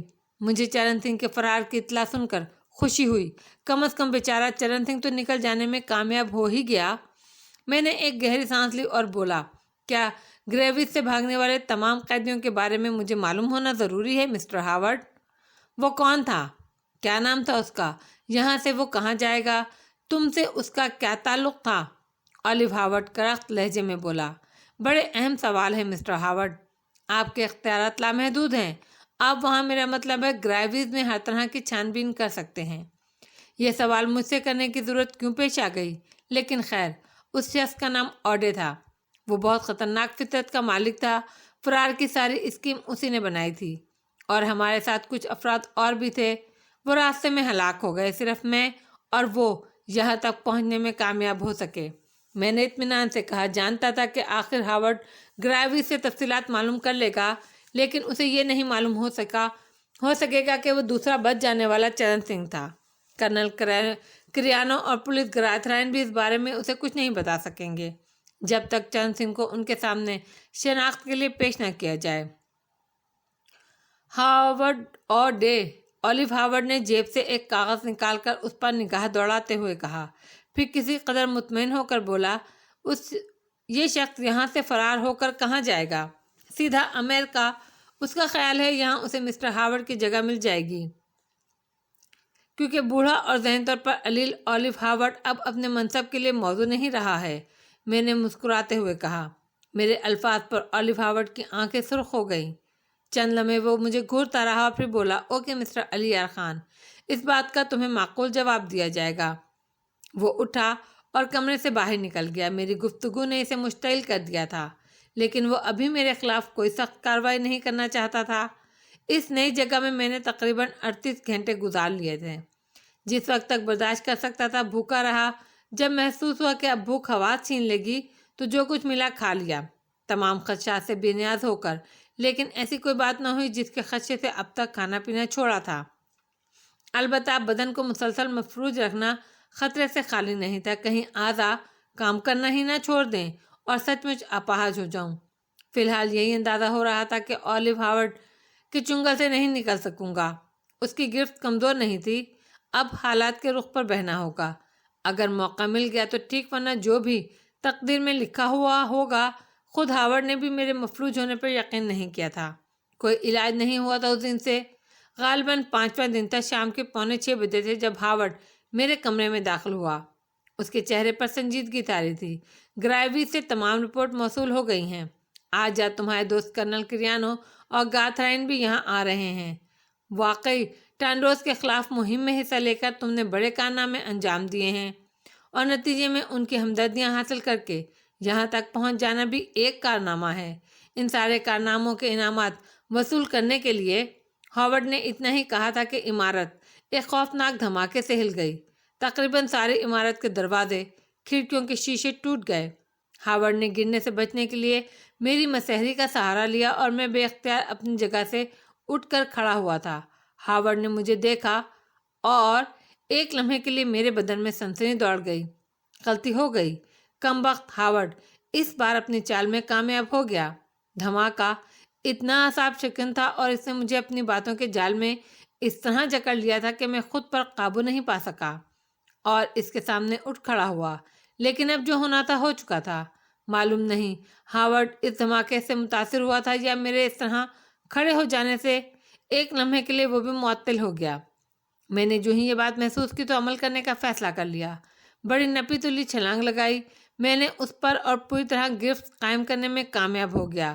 دوسرے ہی لمحے ہم دونوں زمین پر آ رہے۔ ہاورڈ کی جسمانی قوت کے بارے میں مجھے کوئی اندازہ نہیں تھا۔ یہ تو ممکن نہیں تھا کہ حکومتوں میں رد و بدل کرنے کی سازش کرنے والا ایک عظیم ترین ادارے کا اہم رکن معمولی تربیت یافتہ ہو اور اپنے مد مقابل سے نمٹنے کی صلاحیت نہ رکھتا ہوگا۔ لیکن اس وقت وہ میرا شکار بن گیا تھا۔ میں خاصے طویل عرصے سے اپنی جسمانی قوت کا استعمال ترک کیے ہوئے تھا۔ اصولاً تو میرے اعضاء مضمحل اور ناکارہ ہو جانے چاہیے تھے، لیکن صورتحال اس کے برعکس رہی اور میں اولیو ہاورڈ کو بری طرح زمین پر رکیتا ہوا دروازے کی طرف کھسکنے لگا۔ اولیو ہاورڈ کو سنبھلنے میں دیر لگ گئی۔ جب اس نے خود کو سنبھال کر مجھ سے مقابلے کے قابل بنایا تو میں اس پر آخری وار کرنے کی پوزیشن میں آ گیا تھا۔ یہ آخری وار اس کی گردن کی ہڈی توڑنے کے لیے تھا۔ عین اسی وقت دروازے پر زوردار ٹھوکر پڑی اور میرا وار کارگر نہ رہا۔ اعصاب میں کشیدگی پیدا ہونے کی وجہ سے ہاتھ کی پوزیشن بدل گئی، تاہم ہاورڈ کی بائیں کنپٹی کی ہڈی کڑک آ گئی۔ اس کے حلق سے کریا آواز نکلی۔ دوسرے بار کا موقع نہیں تھا کیونکہ دروازہ کھل گیا۔ آنے والے 2 فرد اس سے قبل کہ وہ صورتحال کا جائزہ لے کر میری کوششوں کو ناکام بناتے، میں ہاورڈ کے بدن سے اڑتا ہوا ان پر جا گرا۔ انہوں نے میری زد سے بچنے کی کوشش کی لیکن میرے کھلے ہوئے بازوؤں نے انہیں لپیٹ میں لے لیا، اور پھر داہنے ہاتھ کی گرفت میں آئے ہوئے شخص کو میں نے پوری قوت سے نزدیکی دیوار پر دے مارا۔ بائیں بازو البتہ اتنا طاقتور نہیں تھا کہ یہی عمل کرتا، چنانچہ دوسرے شکار کو میں نے تھوڑا سا جھک کر کاندھے پر لادا اور تھوڑا سا آگے بڑھ کر ہاورڈ کا نشانہ لے کر پٹخ دیا۔ اس کے بعد اس بات کی گنجائش نہیں تھی کہ میں رک کر اپنے ماہرانہ داؤ پیچ کے نتائج کا جائزہ لے سکوں۔ میں نے کھلے ہوئے دروازے سے باہر چھلانگ لگا دی۔ سامنے طویل راہداری تھی۔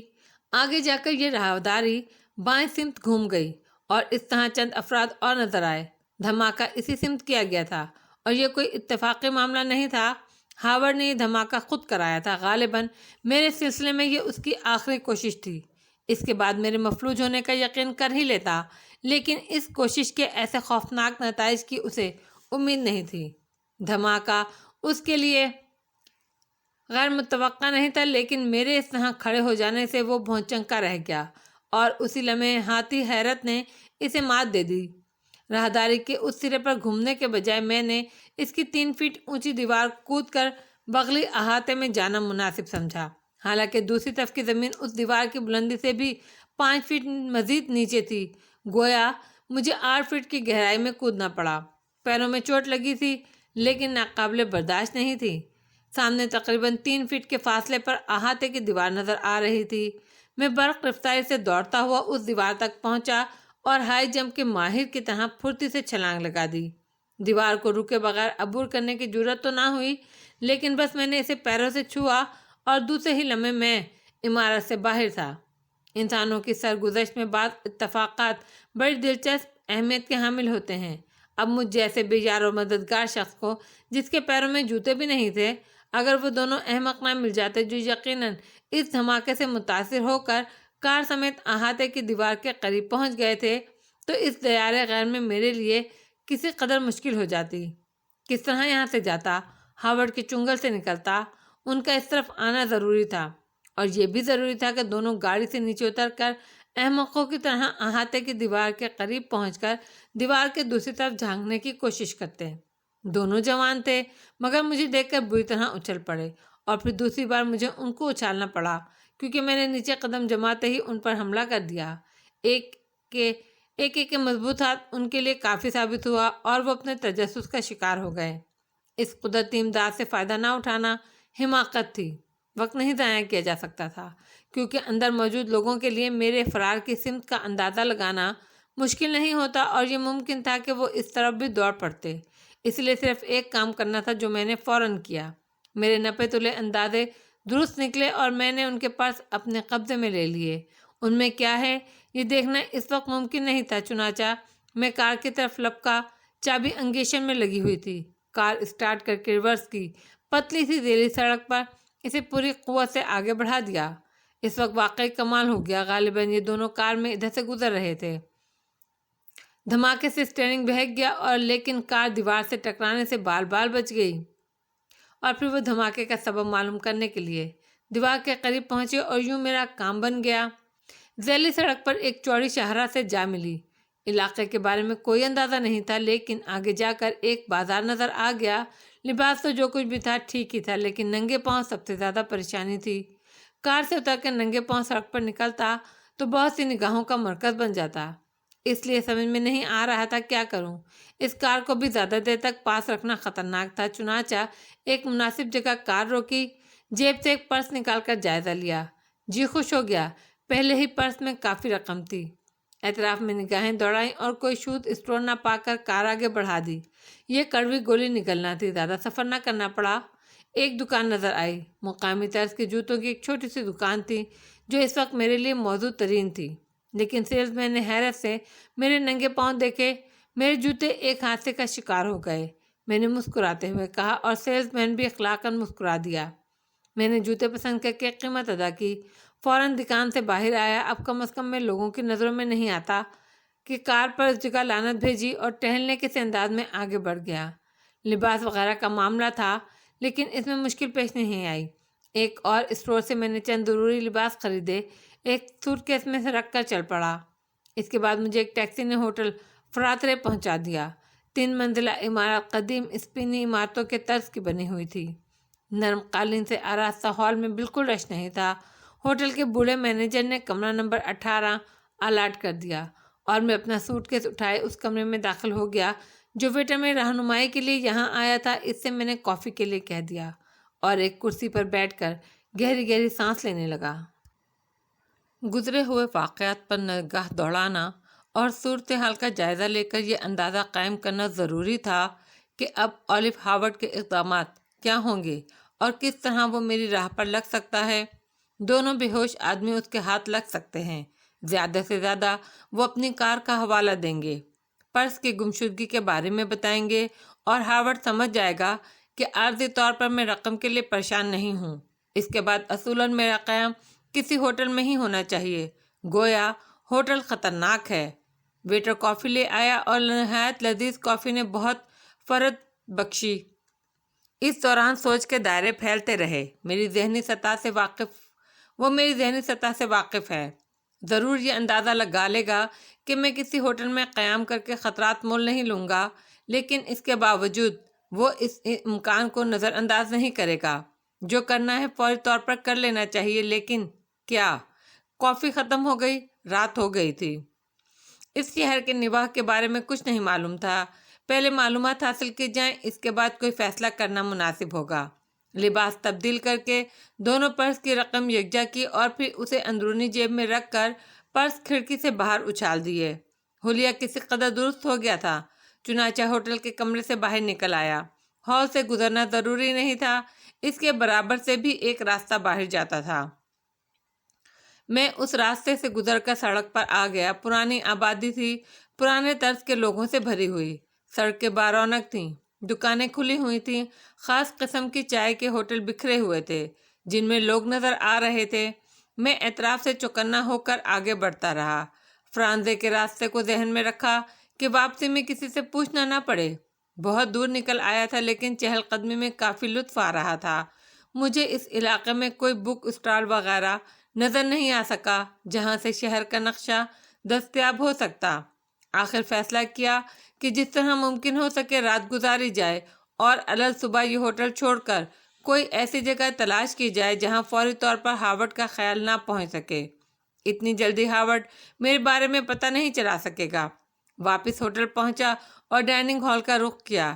ڈائننگ ہال اس وقت مقامی لوگوں سے آباد تھا، ایک بھی غیر ملکی یہاں نہیں نظر آ رہا تھا اور میں اس جگہ بالکل اجنبی ہو گیا تھا۔ بہرحال رات گزارنی تھی، ایک میز پر بیٹھ گیا۔ تب ایک اور انکشاف ہوا، مردوں کے علاوہ یہاں لڑکیاں بھی ویٹروں کے لباس میں سرو کر رہی تھیں۔ یہ کوئی خاص بات نہیں تھی، بس اس سے قبل میں نے اس پر توجہ نہیں دی تھی۔ اس کا موقع نہیں ملا تھا کیونکہ میں نے ہوٹل کو ٹھیک طرح سے دیکھا کب تھا۔ ایک ویٹرس میرے پاس آئی اور اس نے مینیو میرے سامنے رکھ دیا۔ میں نے اسے مختصر سا آرڈر دے دیا اور وہ چلی گئی۔ تقریباً 11:30 بجے رات کو میں ہال سے اٹھا تھا۔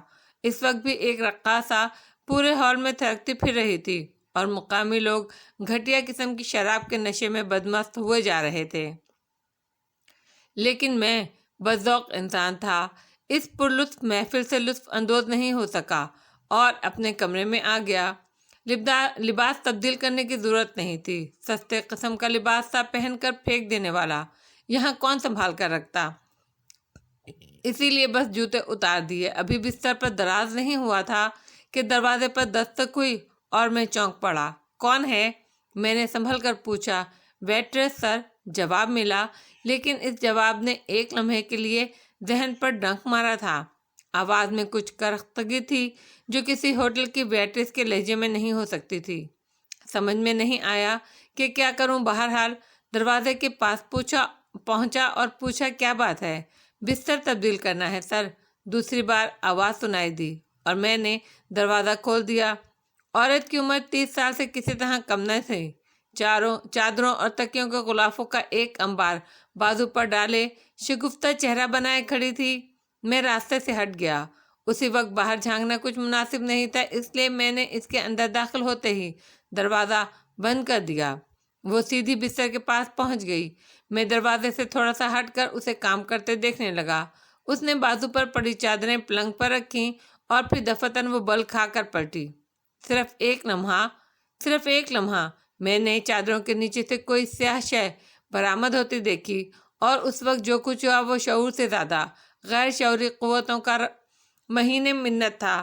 میں بے اختیار جھک گیا تھا اور اس کے ہاتھ میں دبے ہوئے پستول کی گولی میرے سر سے گزر گئی اور دیوار میں پیوست ہو گئی۔ ریوالور میں سائلنسر لگا ہوا تھا، جس کی وجہ سے کوئی آواز پیدا نہیں ہوئی۔ میں بے اختیار جھکا تھا۔ میرے ہاتھ سینٹرل ٹیبل سے ٹکرائے اور میں نے پھرتی سے میز اٹھا لی۔ یہ بھی کسی غیبی قوت کا کرشمہ تھا، کیونکہ یکے بعد دیگرے 2 گولیاں میز سے ٹکرائی تھیں۔ عورت کے اور میرے درمیان اتنا فاصلہ نہیں تھا۔ اس کے دوسرے وار سے بچنے کے بعد میں نے ایک لمحے کی تاخیر نہیں کی۔ میز ہاتھوں میں تول کر اس پر دے ماری۔ وہ پوری طرح میز کی زد میں آ گئی تھی۔ چونکہ بستر کے قریب تھی، اسی لیے توازن بگڑتے ہی بستر پر گر پڑی۔ اس کے حلق سے کراہ نکل گئی تھی۔ بس مجھے اتنا ہی وقفہ درکار تھا۔ میں خود بھی اچھل کر اس پر جا گرا۔ پہلی گرفت میں نے ریوالور پر قائم کی اور دوسرے ہاتھ سے میں نے اس کے بال مٹھی میں جکڑ لیے، لیکن دفتن اس کے بالوں نے سر چھوڑ دیا۔ نقلی بالوں کی وگ میرے ہاتھ میں آ گئی اور میں چونکہ اپنی دانست میں اس کے بالوں پر قابو پا رہا تھا، اس لیے میری توجہ اس طرف تھی۔ وہ فوراً ہی مچھلی کی طرح تڑپی اور میری گرفت سے پھسل گئی۔ معمولی چیز نہیں تھی۔ جس طرح وہ نکلی تھی، اس سے اندازہ ہوتا تھا کہ لڑائی بھڑائی کی ماہر ہے۔ الٹی قلعہ بازی کھا کر وہ مسہری سے نیچے اتری، لیکن زمین سے قدم لگتے ہی اس نے پھر قلعہ بازی کھائی۔ کمبخت نے نہ جانے کہاں سے خنجر نکال لیا تھا اور دوسری قلعہ بازی اسے پھر مسہری پر لے آئی، لیکن اب میں اس شفاق عورت کو سمجھ چکا تھا۔ خنجر عین اس جگہ گدے میں پیوست ہو گیا جہاں خود 1 سیکنڈ پہلے میں موجود تھا۔ اس نے وار ناکام ہوتے دیکھ کر پینترا بدلا، لیکن میں نے بستر پر لیٹے لیٹے ہی اپنا پاؤں اس کی پیشانی پر ٹکا کر زور سے اسے دھکا دیا اور وہ اچھل کر مسہری سے دور جا گری۔ کھیل ختم۔ اس پستول کی باقی گولیاں اب تمہارے بدن میں اتر جائیں گی۔ خبردار، اب اگر تم نے جنبش بھی کی تو۔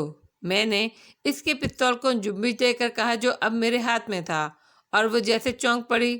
یوں محسوس ہوا جیسے اسے ہوش آ گیا ہو۔ خنجر اب بھی اس کے ہاتھ میں تھا۔ خنجر پھینک دو۔ اس نے خاموشی سے خنجر ایک طرف اچھال دیا۔ کون ہو تم؟ میں نے سرد لہجے میں پوچھا، اور وہ کس قدر نروس ہو گئی۔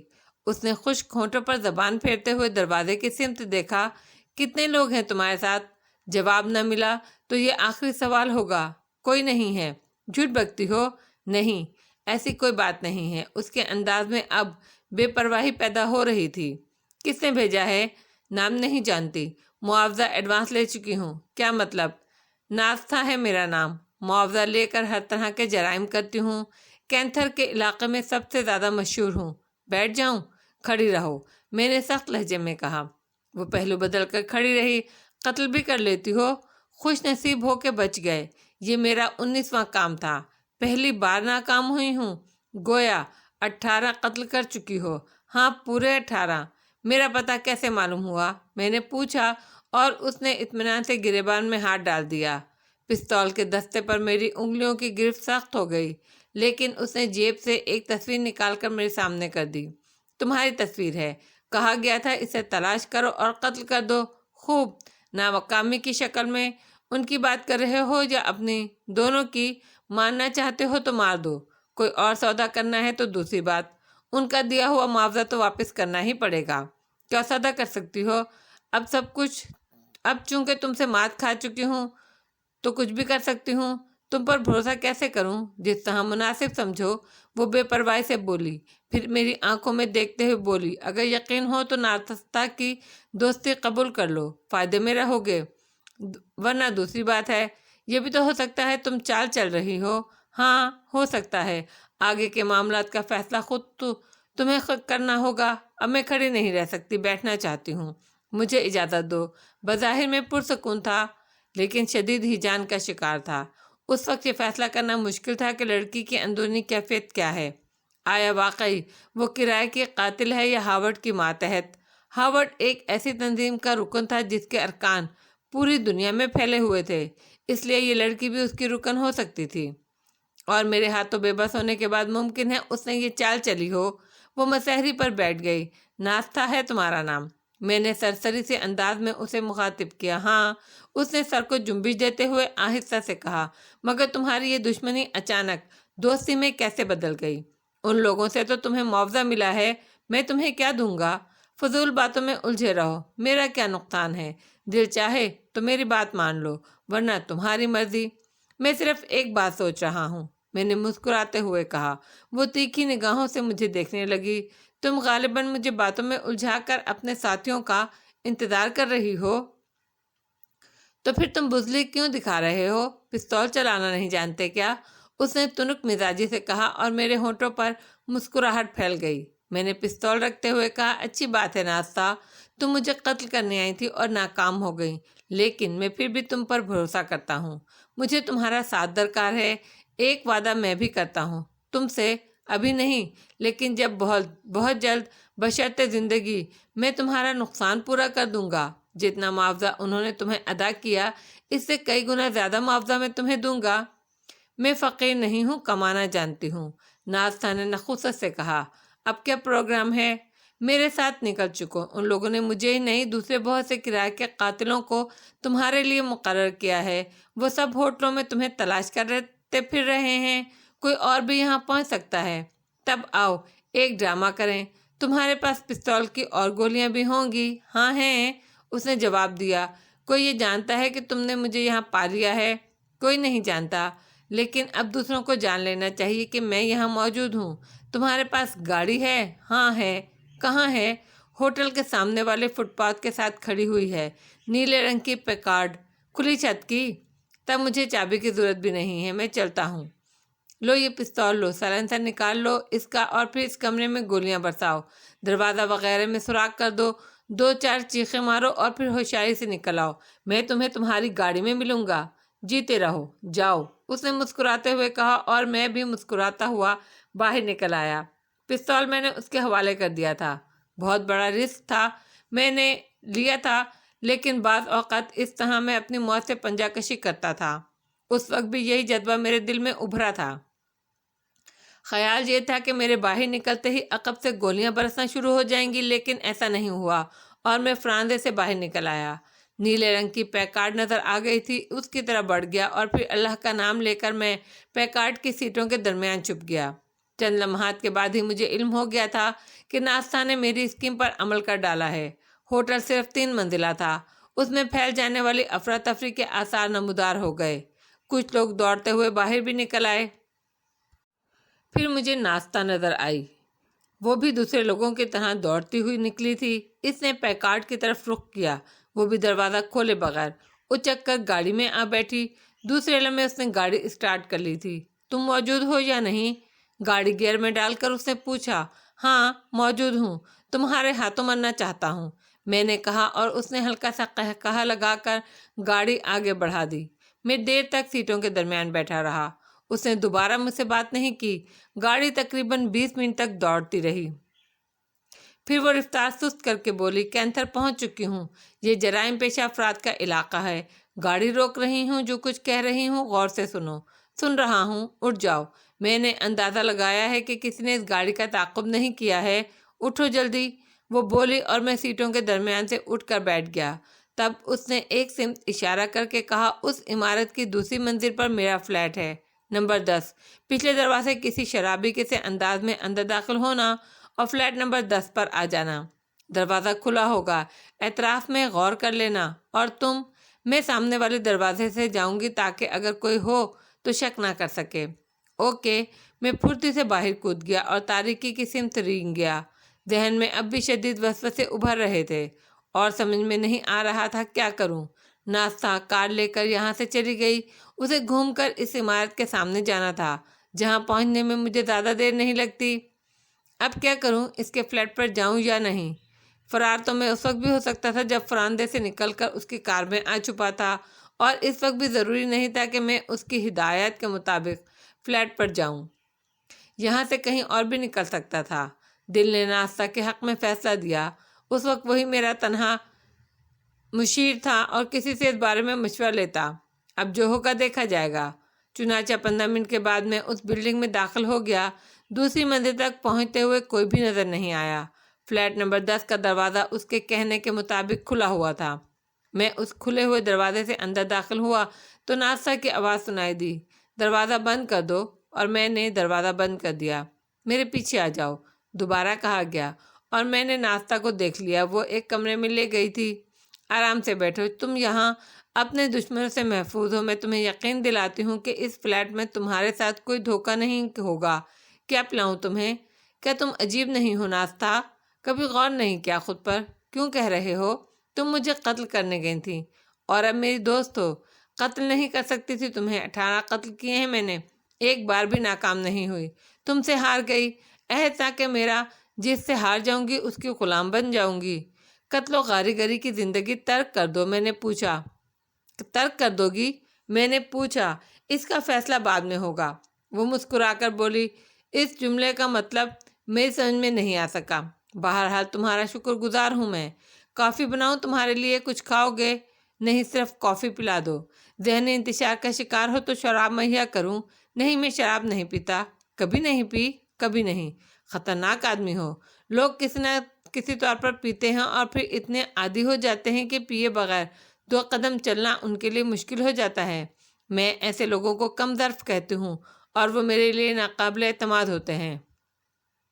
ہاں، ان کی بات مختلف ہے جو نہیں پیتے۔ یقیناً وہ زندگی میں عمل کر کے اہمیت رکھتے ہیں اور انہیں صرف اپنا سہارا پسند ہوتا ہے۔ میں خاموشی سے ناستہ کی شکل دیکھتا رہا اور پھر گہری سانس لے کر بولا، شکریہ ناستہ، مجھے صرف کافی پلا دو، وہ بھی اگر تمہارے لیے ممکن ہو تو۔ کیسی باتیں کرتے ہو، میں ابھی کافی بنا کر لاتی ہوں۔ عمدہ کافی کی 2 پیالیاں پینے کے بعد ناستہ نے برتن اٹھائے اور مجھے خدا حافظ کہہ کر باہر چلی گئی۔ جو جگہ اس نے میرے آرام کے لیے منتخب کی تھی بلا شبہ وہ بہترین تھی۔ آرام دہ بستر پر لیٹ کر میں حالات پر غور کرنے لگا۔ بعض اوقات ایسے سہارے بھی قبول کرنے پڑتے ہیں جو عام حالات میں انتہائی مضحکہ خیز ہوتے ہیں۔ یہ لڑکی میرے دشمن کی حیثیت سے میرے پاس آئی تھی اور اب میں اس کا مہمان تھا۔ بڑی ہی ڈرامائی سی کیفیت تھی، لیکن حقیقتوں سے انکار بھی نہیں کیا جا سکتا۔ دوسری صبح ناستہ میرے سامنے تھی۔ اس نے ناشتے کا بندوبست کر دیا تھا۔ جب میں غسل سے فارغ ہوا تو اس نے آ کر مجھے اطلاع دی کہ ناشتہ لگ گیا ہے۔ میں نے کسی قدر شرمندگی سی محسوس کی تھی، لیکن ناستہ کے ہونٹوں پر مسکراہٹ تھی۔ مہمانوں کو میزبانوں سے تھوڑا سا کھل جانا چاہیے، اور پھر تم جیسے مہمان تو باعث فخر ہوتے ہیں۔ میں اپنے کرم فرماؤں کی شکر گزار ہوں جنہوں نے مجھے تمہارے راستے پر لگایا تھا۔ او ناستہ، بات تمہارے خلوص کی ہے اور میں تم جیسی عجیب سی لڑکی سے ملاقات کر کے حیران بھی ہوں اور خوش بھی۔ ناشتہ کر لو، ناستہ نے کہا اور میں ناشتے میں مصروف ہو گیا۔ چند لمحات خاموش رہنے کے بعد وہ بولی، گرائیول سے تمہارے ساتھ کتنے لوگ آئے ہیں؟ بڑی خطرناک جگہ ہے وہ تو۔ میں نے صرف اس کی کہانیاں سنی ہیں اور بارہا یہ بات سوچی ہے کہ اگر میری مجرمانہ زندگی مجھے گرائیول تک لے گئی تو پھر شاید میری موت بھی انہی جزائر میں ہو۔ یہ سن کر ایک لمحے کے لیے میرا ہاتھ رک گیا تھا۔ تب ناستہ نے مسکراتے ہوئے کہا، نہیں ڈیئر، میں تمہارے بارے میں چھان بین نہیں کرتی پھر رہی ہوں۔ صبح کے اخبار نے تمہاری کہانی سنائی ہے۔ تمہارا نام علی یار خان ہے۔ میں گہری سانس لے کر اسے دیکھنے لگا اور وہ مسکرانے لگی، پھر بولی، ناشتہ تو کرو۔ ناشتے سے ہاتھ کیوں روک لیا؟ ناستہ نے مخلص دوست کی طرح کہا۔ ناستہ سے مخلص دوست تمہیں کہیں اور نہیں مل سکتا۔ اس مسئلے میں اگر تم چاہو تو مجھے پاگل کہہ سکتے ہو۔ کرائے کے دشمن تھی، کوئی دلی دشمنی نہیں تھی تم سے۔ اب یہ دشمنی دوستی میں تبدیل ہو چکی ہے، اس لیے مجھ سے زیادہ سچا دوست بھی تمہیں ملنا مشکل ہے۔ اخبارات میں کیا تفصیل ہے؟ ناشتہ کر لو، اس کے بعد ہم اخبارات دیکھیں گے اور تبصرہ کریں گے، ناستہ نے کہا۔ ناشتے کے بعد ہم لوگ ایک اور کمرے میں آ بیٹھے۔ ناستہ نے 2 اخبار میرے سامنے رکھ دیے، جن میں ایک مقامی زبان کا تھا اور دوسرا انگریزی کا۔ ممکن ہے تم مقامی زبان نہ جانتے ہو، لیکن انگریزی اخبار کے جو مضامین ہیں وہ اس سے مختلف نہیں ہیں۔ دیکھو تو صحیح کیا لکھا ہے میرے بارے میں نے کہا اور اخبار اپنے سامنے رکھ لیا۔ ہاورڈ ہی کی کارروائی معلوم ہوتی تھی۔ لکھا تھا، گرائیول سے خطرناک قیدیوں کا ایک گروہ فرار ہو کر یہاں پہنچ چکا ہے۔ چوروں، قاتلوں اور خونیوں کے اس گروہ نے گرائیول سے یہاں تک کا فاصلہ بے شمار انسانی جانوں کو ضائع کر کے طے کیا ہے۔ وہ بڑی کامیابی سے مقامی حکام کو دھوکہ دیتے ہوئے یہاں تک پہنچ گئے ہیں۔ چنانچہ عوام کو مطلع کیا جاتا ہے کہ وہ ان قاتلوں سے ہوشیار رہیں۔ قاتلوں کا سرغنہ ایک ایشیائی شخص ہے، علی یار خان، جس نے لاتعداد قتل کیے ہیں اور وہ ایک چالاک مجرم ہے۔ اس کے ساتھ ہی ہاورڈ نے توڑ موڑ کر ایک کہانی میرے بارے میں گھڑی تھی جو حقائق کو چھوتی ہوئی آگے بڑھتی تھی، لیکن اس میں امریکی CIA یا اسرائیلی تنظیموں کا کوئی تذکرہ نہیں تھا۔ ہاورڈ نے اپنے طور پر یہ اعلان بھی کرایا تھا کہ ان قاتلوں کی گرفتاری کے سلسلے میں حکومت بہترین انعامات بھی دے سکتی ہے، چنانچہ ہر شخص مکمل طور پر ان کی گرفتاری کے سلسلے میں تعاون کرے۔ وہ جگہیں بھی بتا دی گئیں جہاں اس قاتل کے بارے میں اطلاع دی جا سکتی تھی۔ پوری خبر پڑھنے کے بعد میں نے مسکراتی نگاہوں سے ناستہ کی طرف دیکھا۔ وہ بھی مسکرا رہی تھی۔ پھر اس نے کہا، اب بتاؤ، تم ایسے شاندار آدمی کو میں نے اپنے گھر مہمان بنا کر حماقت کی ہے کیا؟ کیا کہہ سکتا ہوں ناستہ؟ ہاں یہ تو بتاؤ، ان لوگوں نے تم سے رابطہ قائم کیا؟ ہاں، انہوں نے نہیں بلکہ میں نے خود ٹیلی فون پر انہیں اپنی تمام کارروائی کے بارے میں اطلاع دی تھی۔ او گڈ، کیا کہا تھا تم نے؟ فرانزے کا حوالہ دیا تھا اور کہا تھا میں اسے تلاش کرتی ہوئی وہاں تک پہنچ چکی تھی، لیکن میری ناقص منصوبہ بندی نے مجھے ناکام کر دیا اور وہ وہاں سے فرار ہونے میں کامیاب ہو گیا۔ تو پھر اس کے بعد ان کا رد عمل کیا ہوگا؟ میں جانتی ہوں کہ انہوں نے اس سلسلے میں تحقیقات شروع کی ہوں گی اور فرانزے سے انہیں اطلاع مل گئی ہوں گی۔ تمہاری وہ ترقی واقعی شاندار تھی۔ بہرحال مجھ سے کہا گیا ہے کہ میں بددل نہ ہوں، اور چونکہ میں سب سے پہلے اس تک پہنچی ہوں اس لیے میری حیثیت دوسروں سے ممتاز ہو گئی ہے۔ میں اپنی اس مہم کو جاری رکھوں، معاوضہ دگنا بھی کیا جا سکتا ہے، جبکہ میں نے انہیں ایڈوانس کی واپسی کی پیشکش کی تھی۔ ویری گڈ، یہ عمدہ بات ہے کہ انہیں تمہاری ذات پر کوئی شبہ نہیں ہو سکا۔ ہاں واقعی، مجھے خود بھی حیرت ہے، لیکن اس کی وجہ بھی جانتی ہوں۔ وہ کیا؟ میں نے دلچسپی سے پوچھا۔ یہی کہ وہ تصور بھی نہیں کر پائے ہوں گے کہ میں اچانک تمہاری دوست بن گئی ہوں، کیونکہ وہ میری شخصیت سے واقف ہیں، فطرت سے نہیں، ناستہ نے کہا، اور میں نے عجیب سی نگاہوں سے اسے دیکھا۔ اسپینش خدوخال کی لڑکی عمر کی اس منزل میں نہیں تھی جو خنوخیزی اور جذباتیات کی منزل ہوتی ہے۔ پختگی اور کافی حد تک صفاقی تھی اس کے چہرے پر۔ اس کے باوجود اس کے خدوخال میں ایک انوکھا حسن چھپا ہوا تھا۔ اگر وہ اپنی اس شکل کے ساتھ ایک عام سی لڑکی کی حیثیت اختیار کر لیتی تو اسے کسی بھی طرح نظر انداز نہیں کیا جا سکتا تھا۔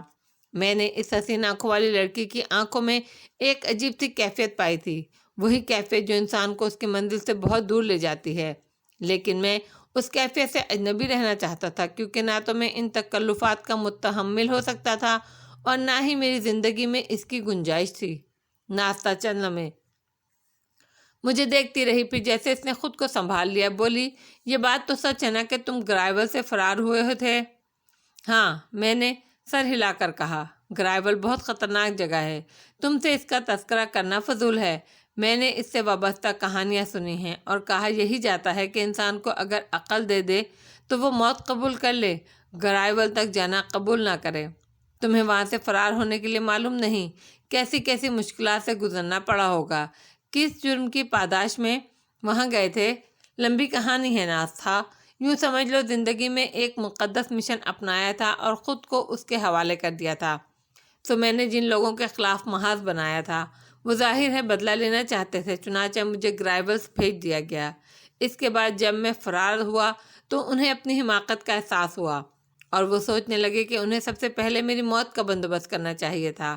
پھر قدم قدم پر میرے ہاتھوں زک اٹھانے والے لوگوں نے یہاں تک میرا تعاقب کرتے ہوئے یہاں تک پہنچے اور بالآخر انہیں ایک اور شکست اٹھانا پڑی۔ شکست انہیں اٹھانا ہی تھی، تم ایسے ہی ہو۔ گرائیولز کے جدائے تمہیں نہ روک سکے تو بھلا وہ لوگ تمہارا کیا بگاڑ سکتے ہیں؟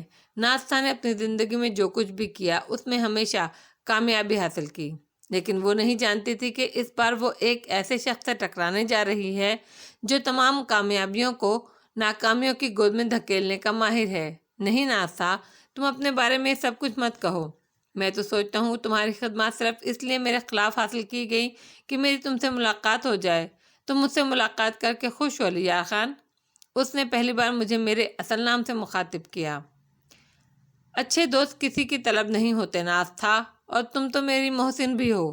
وہ وقتی چیز تھی کہ ہوٹل کے اس کمرے میں تھوڑی دیر کے لیے میں تم پر حاوی آ گیا تھا، لیکن اس کے بعد تم جہاں اور جس جگہ چاہتی مجھے ختم کر سکتی تھیں، لیکن تم نے مجھ پر نوازشوں اور عنایتوں کی بارش کر دی، جس کا جواب میں محسوس کرتا ہوں کہ تمہیں کبھی نہیں دے سکوں گا۔ ناز نے ان الفاظ پر کوئی تبصرہ نہیں کیا، بس مسکراتی رہی، اور اس کی مسکراہٹ مجھے بہت دلکش لگی کیونکہ اس میں ایک سچا خلوص جھلک رہا تھا۔ پھر اس نے کہا، اب تم کیا چاہتے ہو؟ میں یہاں سے نکلنے کا خواہش مند ہوں ناز۔ میں ان لوگوں سے خوفزدہ نہیں ہوں۔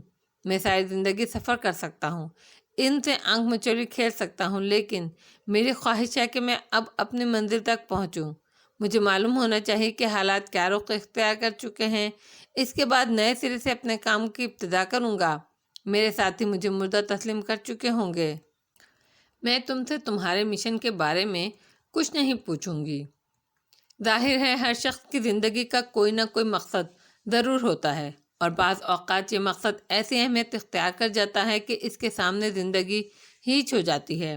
تمہارے ساتھی کہاں ہیں اور تم کہاں جانے کے خواہش مند ہو؟ مجھے بیروت جانا ہے، میں نے جواب دیا، اور ناز میری شکل دیکھنے لگی۔ دفعتاً میں نے اس کے چہرے پر ایک نمایاں تبدیلی محسوس کی۔ وہ چونک سی پڑی تھی اور پھر کسی سوچ میں ڈوب گئی تھی۔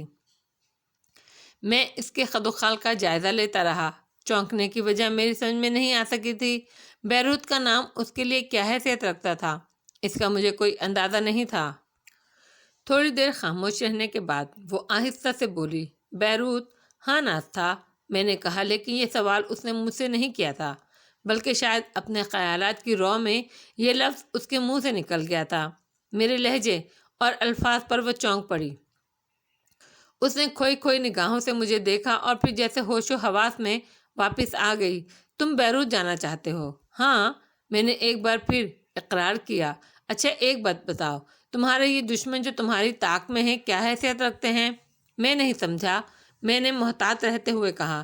کیا وہ بہت خوفناک لوگ ہیں؟ کیا وہ مقامی ہیں یا ان کا تعلق کہیں اور سے ہے؟ ناز امریکی CIA کا ایک خطرناک رکن اولیو ہاورڈ میرا دشمن ہے، اور کئی بار میرے ہاتھوں بدترین شکست اٹھانے کے بعد پاگل ہو گیا ہے۔ میں کچھ عرصے قبل اس کے قبضے میں تھا اور وہ مجھ پر حاوی تھا، لیکن چاروں طرف سے اپنے دشمنوں میں گھرے رہنے کے باوجود میں نے جرأت اور دہانے سے کام لیا اور ایک بار پھر اس کے منہ پر تماچا مار کر نکل آیا۔ اب وہ کسی زخمی سانپ کی طرح تلملا رہا ہے۔ میں جانتا ہوں ناز کہ وہ کسی قیمت پر مجھے یہاں سے نکلنے نہیں دے گا۔ گرائیوز میں وہ میرے ساتھ چوہے بلی کا کھیل کھیلتا رہا ہے، اور اس کی یہ کوشش رہی ہے کہ میں زندگی سے اتنا عاجز آ جاؤں کہ خود کو اس کے قدموں میں ڈال دوں۔ اوہ، اتنے بڑے آدمی سے تمہاری دشمنی چل رہی ہے؟ ہاں، یوں سمجھو کہ اس کے گھر میں رہ کر میں اس کے منہ پر اتنے تماچے لگا چکا ہوں کہ وہ کسی کو منہ دکھانے کے قابل نہیں رہا ہے۔ میرا تعلق تنظیم آزادی فلسطین سے ہے مارتھا، ہر چند کہ میں فلسطینی باشندہ نہیں ہوں، نہ ہی عرب دنیا سے میرا کوئی تعلق ہے۔ اگر تم روحانی تعلق کو سمجھ سکو تو یوں سمجھو کہ میرا ان سے ایک روحانی رشتہ ہے۔ سان فرانسسکو میں میری امریکی یہودیوں سے دشمنی چل گئی تھی۔ وہاں سے فرار ہو کر انگلینڈ پہنچا اور پھر اپنے مشن کی باقاعدہ تکمیل کے لیے تنظیم میں شامل ہو گیا۔ اب اولیو ہاورڈ جو نسلاً یہودی ہے، نہ صرف اپنی ملازمت کی ذمہ داریاں پوری کر رہا ہے بلکہ اپنے قومی جذبے کے تحت میرا دشمن خاص بن گیا ہے۔ یہودی؟ ناصا کا چہرہ بگڑ گیا۔ انتہائی قابل نفرت قوم ہے یہ، میں بھی ان سے بے پناہ نفرت کرتی ہوں علی یار خان۔ میں اب سمجھ گئی، لیکن بیروت کے نام پر تم نے مجھے چونکتے دیکھا ہوگا۔ اچانک ہی ایک خیال میرے ذہن میں آ گیا تھا۔ کیا مناسب سمجھو تو اس کا اظہار کر دو۔ آج غالباً 20 مئی ہے۔ یہ 3 مئی کی بات ہے۔ ریکٹ کارنر کے ویران علاقے میں ایک زخمی شخص البرٹ ماہم مجھے ملا تھا۔ اس کے بدن میں 3 گولیاں پیوست تھیں، لیکن مجھے اس کا علم نہیں تھا۔ اس نے مجھے دشمن سمجھ کر مجھ پر گولی چلائی اور میں اس سے نبض آزما ہو گئی، اسے مزید زخمی کر دیا۔ جب اسے علم ہوا کہ میں وہ نہیں ہوں جس کے دھوکے میں اس نے مجھ پر حملہ کیا تھا تو اس نے شرمندگی کا اظہار کیا۔ اس نے مختصراً مجھے اپنی کہانی سنائی اور مجھ سے ایک درخواست کی کہ میں اس کا چھوٹا سا کام کر دوں۔ اس نے مجھے ایک ڈائری بھی دی تھی اور اپنی تصویر اور کچھ کرنسی بھی، لیکن میں فضولیات میں نہیں پڑھ سکتی تھی۔ اس دم توڑتے ہوئے آدمی سے میں نے کوئی وعدہ نہیں کیا تھا۔ وہ مر گیا۔ میں اس کا سامان لے کر واپس آ گئی۔ پھر فرصت کے وقت میں نے اس کی ڈائری پڑھی۔ وہ دراصل مینڈونین گوریلوں کے خلاف کام کر رہا تھا، جو وینسز کرائن میں اپنی گوریلا کارروائیوں میں مصروف ہیں۔ تم نے شاید سنا ہوگا کہ انہوں نے اس علاقے میں بہت خوفناک تباہی مچا رکھی ہے۔ ان گوریلوں نے کوئی ایسی کارروائی کی تھی جس کی اطلاع یہ شخص بیروت میں اپنی کسی کمپنی کو دینا چاہتا تھا۔ ڈائری میں اس کے بارے میں تمام تفصیلات درج ہیں اور اس کی اپنی ساری کارگزاری کا تذکرہ بھی ہے۔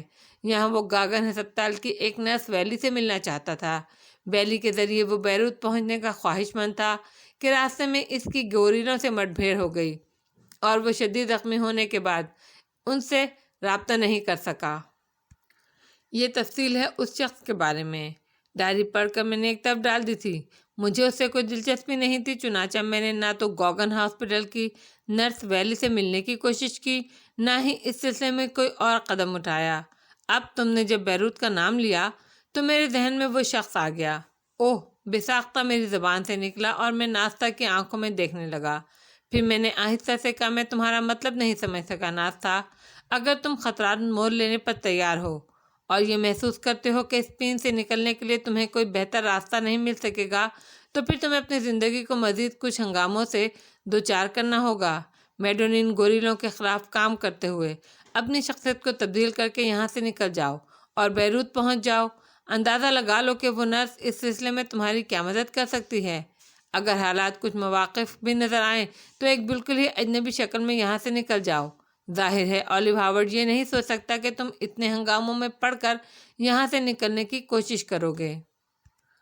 اس نے یقینی طور پر ایسی جگہوں پر اپنا جال پھیلایا ہوگا جہاں سے وہ کسی تم جیسے قیدی کے نکلنے کا تصور کر سکتا ہے۔ نرس ویلی ممکن ہے تمہاری کسی بہتر راستے کی جانب رہنمائی کر سکے، کیونکہ تمہیں بیروت میں البرٹ ماہم کی کمپنی کو وہ اطلاع فراہم کرنا ہوگی۔ میں سوچ میں ڈوب گیا۔ بڑی عجیب سی کیفیت تھی۔ اس سے قبل میں صرف یہاں پہنچنے کے لیے ایک ایسے مسئلے میں الجھ گیا تھا جو مجھ سے تعلق نہیں رکھتا تھا اور اس میں کافی وقت ضائع کرنا پڑا تھا، لیکن بہرحال اس طرح یہاں تک آ گیا تھا۔ یہ دوسری بات ہے کہ اولیو ہاورڈ نے میرے راستے میں دیواریں چن دی تھیں، ورنہ شاید اب تک یہاں سے نکلنے میں کامیاب ہو گیا ہوتا۔ ایک بار پھر ایسی ہی الجھنیں مجھے آواز دے رہی تھیں، لیکن اپنی زندگی کو ان الجھنوں میں ڈالے بغیر میرے لیے بیروت پہنچنا ممکن نہیں تھا۔ چنانچہ میں نے سوچا کہ یہ کوشش بھی کر کے دیکھ لی جائے۔ میں نے اس سلسلے میں دلچسپی کا اظہار کرتے ہوئے ناستہ سے وہ ڈائری اور تصویر وغیرہ دیکھنے کی خواہش ظاہر کی۔ اس نے مسکراتے ہوئے گردن ہلائی اور اپنی جگہ سے اٹھ کر باہر نکل گئی۔ تھوڑی دیر بعد اس نے ایک بھدے سے میلے کور کی ڈائری اور کچھ دوسری چیزیں لا کر میرے سامنے ڈال دیں اور میں ڈائری کو پڑھنے میں مصروف ہو گیا۔ میں نے اس ڈائری میں البرٹ ماہم کی زندگی کے مفصل واقعات پڑھے۔ ڈائری میں اس قدر تفصیلی واقعات ہے کہ میں اس کی زندگی سے مکمل طور پر واقف ہو گیا۔ مجھے علم ہو گیا البرٹ کی حیثیت سے بیروت میں مجھے کس سے ملاقات کرنی ہے اور مقامی طور پر مجھے کیا مشکلات پیش آ سکتی ہیں۔ اس میں کوئی شک نہیں تھا کہ اولیو ہاورڈ جیسا ذہین اور ایک اعلیٰ عہدے کا مالک شخص یہاں بے پناہ اثر و رسوخ رکھتا ہوگا۔ اس کی کوششوں کو ایک بار پھر میں نے ناکامی سے دوچار کر دیا تھا اور ایک ایسی کاری ضرب لگا کر نکل بھاگا تھا کہ ہاورڈ کی تلملاہٹ قابل دید ہوگی۔ ایسی شکل میں اس نے کچھ نہیں کیا ہوگا۔ کیا کچھ نہیں کیا ہوگا؟ یہاں سے نکلنے کے لیے اگر میں کوئی عام سا راستہ اختیار کرتا تو یقینی طور پر اس کے چنگل میں پھنس جاتا، اور اس کے بعد یہ ممکن نہیں کہ ہاورڈ کوئی دوسرا خطرہ مول لیتا۔ تمام تر تفصیلات پڑھنے کے بعد میں نے البرٹ ماہم کی تصویر دیکھی اور مجھے اندازہ ہو گیا کہ اس کے چہرے کی بناوٹ کی بنیاد پر مجھے اس کا روپ اختیار کرنے میں زیادہ دقت نہیں ہوگی۔ یہ معاملہ کچھ قابل توجہ نظر آ رہا تھا۔ چنانچہ میں نے ناستہ سے کہا، ڈیئر ناستہ، اب میں تمہارے احسانات کا شکریہ ادا نہیں کروں گا۔ یہ بات شکریہ کی حدود سے بہت آگے نکل گئی ہے، تاہم میں تم سے یہ کہنا چاہتا ہوں کہ ابھی تمہیں مزید میری مدد کرنا ہوگی۔ میں حاضر ہوں، ناستہ نے کہا۔ اس نرس ویلی کے بارے میں ذرا سی معلومات درکار ہیں۔ تم یہ کام کرو، پھر میں ویلی سے مل لیتا ہوں۔ ناستہ چند لمحے مجھے دیکھتی رہی۔ عجیب تھا انداز تھا اس کے دیکھنے کا۔ میں آج رات تک تمہیں یہ معلومات مہیا کر دوں گی۔ خاموشی کے ایک مختصر سے وقفے کے بعد اس نے کہا، عورتوں کے بارے میں کوئی زیادہ تجربہ تو نہیں تھا، لیکن جو تھوڑی بہت معلومات بھی مجھے حاصل تھیں ان کا دار و مدار ان لوگوں پر تھا جن کے درمیان میری زندگی گزری تھی۔ ابھی تک ناستہ نے شبہ کا کوئی موقع نہیں دیا تھا اور اس پر اعتبار کرنا میرے لیے ناگزیر ہو چکا تھا، لیکن اس کی آنکھوں میں نے جو کچھ پڑھا تھا وہ میرے لیے تردد کا باعث تھا۔ میں نہیں جانتا تھا اس مجرم عورت یا لڑکی کی زندگی ایسے کون سے حادثات سے دوچار ہوئی کہ وہ ایک خطرناک حیثیت اختیار کر گئی تھی، اس طرح کام کرنے پر مجبور ہوئی کہ نفسانیت کا تصور ختم ہو گیا۔ شفاق اور درندہ صفت انسانوں کی زندگی میں بھی کبھی کوئی موڑ ایسا آتا ہوگا جب ان کے قدم ایک لمحے کو ہی لڑکھڑاتے ہوں گے۔ ناستہ کی آنکھوں میں نے محبت کے تاثرات محسوس کیے۔ وہ اچانک ہی مجھ سے متاثر ہو گئی تھی اور مجھ پر کیے جانے والے احسانات بے مقصد نہیں تھے۔ اس کا دل اسے مجبور کر رہا تھا۔ وہ اپنا کوئی مقصد حاصل کرنے کے بجائے میرے لیے کچھ کرنے کی خواہاں ہو گئی تھی۔ بعض اوقات ایسے کردار بھی سامنے آتے ہیں، تاہم اس کی توجہ سے فائدہ نہ اٹھانا حماقت تھی۔ البتہ میں نے اپنے سینے میں اس کی طرح احساسات کو جگہ نہیں دی تھی۔ ہاں، میں اسے کوئی نقصان نہ پہنچانے کا تصور نہیں کر سکتا تھا۔